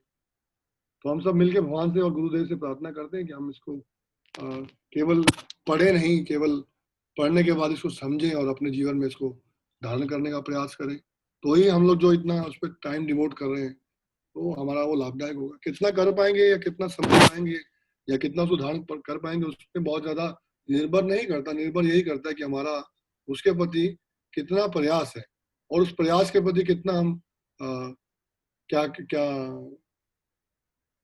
प्राप्त कर रहे हैं। तो राष्ट्रप्रेमिका माता जी ने कुछ डाला है इसके अंदर, वो आप पढ़ सकते हैं। माता जी बोल रहे हैं कि माता जी ने कमेंट किया है कि हरे कृष्ण प्रभु जी, आज के लेक्चर से अपनी हकीकत पता लग रही है, अपनी हकीकत पता लग गई है, हम भक्ति में क्या कर रहे हैं। थैंक यू सो मच प्रभु जी। मुझे जब मैं पढ़ रहा था मुझे यही फील हुआ, तो मैंने इसीलिए आपको बोला कि यह थर्मामीटर है। जो थर्मामीटर का एग्जांपल लिया गया आज, वो इसीलिए लिया गया कि जब मैं ये पढ़ रहा था मुझे मतलब काफी जगह फील हुआ कि समझ लिया था कि हम तो बन चुके हैं भागवत आचार्य और अभी सिर्फ 1008 की उपाधि लेनी बाकी है, एक स्टैंप लेके लगा देंगे। लेकिन स्थिति जब पता लग रही है कि कहाँ हमारी स्थिति है, तो वास्तव में सबसे अंत में आपको बहुत सुंदर एक ट्री दिखाएंगे इस पूरे सेमिनार का, और बहुत आनंद आएगा आपको वो देखकर और समझ आएगा कि हम कहाँ पे हैं। लेकिन मैंने पहले जब चर्चा किया था कि ये हमको डिप्रेस्ड करने के लिए नहीं है। डिप्रेस्ड का क्या मतलब अपोजिट इंग्लिश वर्ड है, सरप्रेस्ड बोलते हैं, मुझे पता नहीं क्या बोलते हैं, कि वो हमको उत्साह देने के लिए, हमारे प्रगति के लिए। और वास्तव में थर्मामीटर में जब बुखार पता लगता है तो बुखार का इलाज करने के लिए भागते हैं ना आदमी, कि तुरंत चिकित्सक के पास जाओ, तुरंत दवाई लो, तुरंत परहेज करो। तो ये हम हमारे बोल उसके लिए है। हरे कृष्णा प्रभु जी। हरि बोल। हाँ प्रभु जी, जैसे आपने बताया कि ये हम भोग वगैरह जैसे तैयार करते हैं किचन में, तो हमारे पास एक हरि नाम चल रहा होता है, हम हरि नाम सुनते हैं तो बहुत अच्छा भोग तैयार होता है, ये कुदरती बात है। प्रभु जी, ये एक मेरा क्वेश्चन नहीं है, लेकिन जैसे ये आपने वाइब्रेशन की बात करी, एक अलग सा वाइब्रेशन है। जैसे हम ये सेमिनार अटेंड कर रहे हैं, रात को वेणु कृष्ण प्रभु जी का लेक्चर चल रहा था, आपने देखा ही होगा प्रभु जी मैं किस सिचुएशन में था उस टाइम, लेकिन वो एक सुनना, सब भक्तों को देखना और सब कुछ करना, एक अलग से एक वाइब्रेशन आता है प्रभु जी। जो भी आपने अभी सब बोला, मैं वापस इसको रात को फिर रिपीट सुनता हूँ, क्योंकि मुझे भी नहीं पता लगता प्रभु जी मैं कहाँ से कहाँ पहुंच जाता हूँ। इसमें क्या और है इसलिए कि बहुत बहुत आपका थैंक्स प्रभु जी, बहुत बहुत, क्योंकि मंडे की क्लास हम कभी अटेंड कर पाते थे, किसी कारण नहीं कर पाते थे, लेकिन अब ये ऐसी सिचुएशन है कि बिल्कुल आपके साथ ही चल रहे हैं हम बराबर। हम सबको इसके मिलकर लिए बहुत बहुत शुक्रिया प्रभु जी आपका। इस परिवार के माध्यम से भगवान से जुड़ना है। और शिला भक्ति विनोद ठाकुर कहते हैं गृह ताको बने ताको सदा हरि हरि ढाको शुद्ध नामे मतलब उनके कहने का मुझे याद नहीं है कि घर में रहे या कहीं भी रहे सदा हरि नाम में रहे, तो आप किसी परिस्थिति में भी रहेंगे, कहीं भी रहेंगे, अच्छा है कि हम उसमें भगवान की कथा से जुड़ने का प्रयास कर रहे हैं। तो यही हमारा उद्देश्य रहना चाहिए। तो यहाँ पर कुछ एक और चैट बॉक्स में कुछ है, आप पढ़ सकते हैं। कृष्ण मेहता प्रभु जी का एक कमेंट है कि हरे कृष्ण प्रभु जी, आज के लेक्चर से ये जज किया है कि इंद्रियां अभी शर्ममयी लग रही हैं। बहुत अच्छा है, तो उसको शर्ममयी से निकाल कर और आनंदमयी बना दीजिए। आगे और भी लेवल आने वाले हैं और चर्चा करने वाले हैं हम लोग। हमको ये पता लग रहा है कि हम कमजोर हैं, या हमको ये पता लग रहा है कि हमको किस लेवल पे, तो प्रगति करने का हमको चांस मिल रहा है। हम लोग तो समझ रहे थे कि हम लोग प्रेमी भक्त बन चुके हैं, भावी भक्त बन चुके हैं, तो अभी पता लगा, तो लेकिन आगे हम चर्चा करेंगे कि हमें वास्तव में क्या बनना है और क्या करना है और क्या उद्देश्य है। तो धन्यवाद सब भक्तों का। शिला प्रभुपाद के चरणों में प्रार्थना करते हुए शिला विश्वनाथ चक्रवर्ती ठाकुर की जय। श्री माधुर्य कदम्बनी अमृत में आनंद में ग्रंथ की जय। और शिला रूप गोस्वामी, सनातन गोस्वामी, जीव गोस्वामी, छठ गोस्वामी, आनंद आचार्य वृंद की जय। श्री गुरु परंपरा की जय। Saviour of the whole world हमारे पूजनीय शिला प्रभुपाद की जय। शिला गुरुदेव की जय। अनंत कोटि वैष्णव वृंद की जय। नामाचार्य शिला हरिदास ठाकुर की जय। प्रेम से कहो श्री कृष्ण चैतन्य प्रभु नित्यानंद, श्री अद्वैत गदाधर शिवा सादि श्री गौर भक्त वृंद की जय। हरिनाम संकीर्तन यज्ञ की जय। शीला प्रभुपाद की जय। निताय निताय गौर प्रेमानंदे हरि हरि बोल।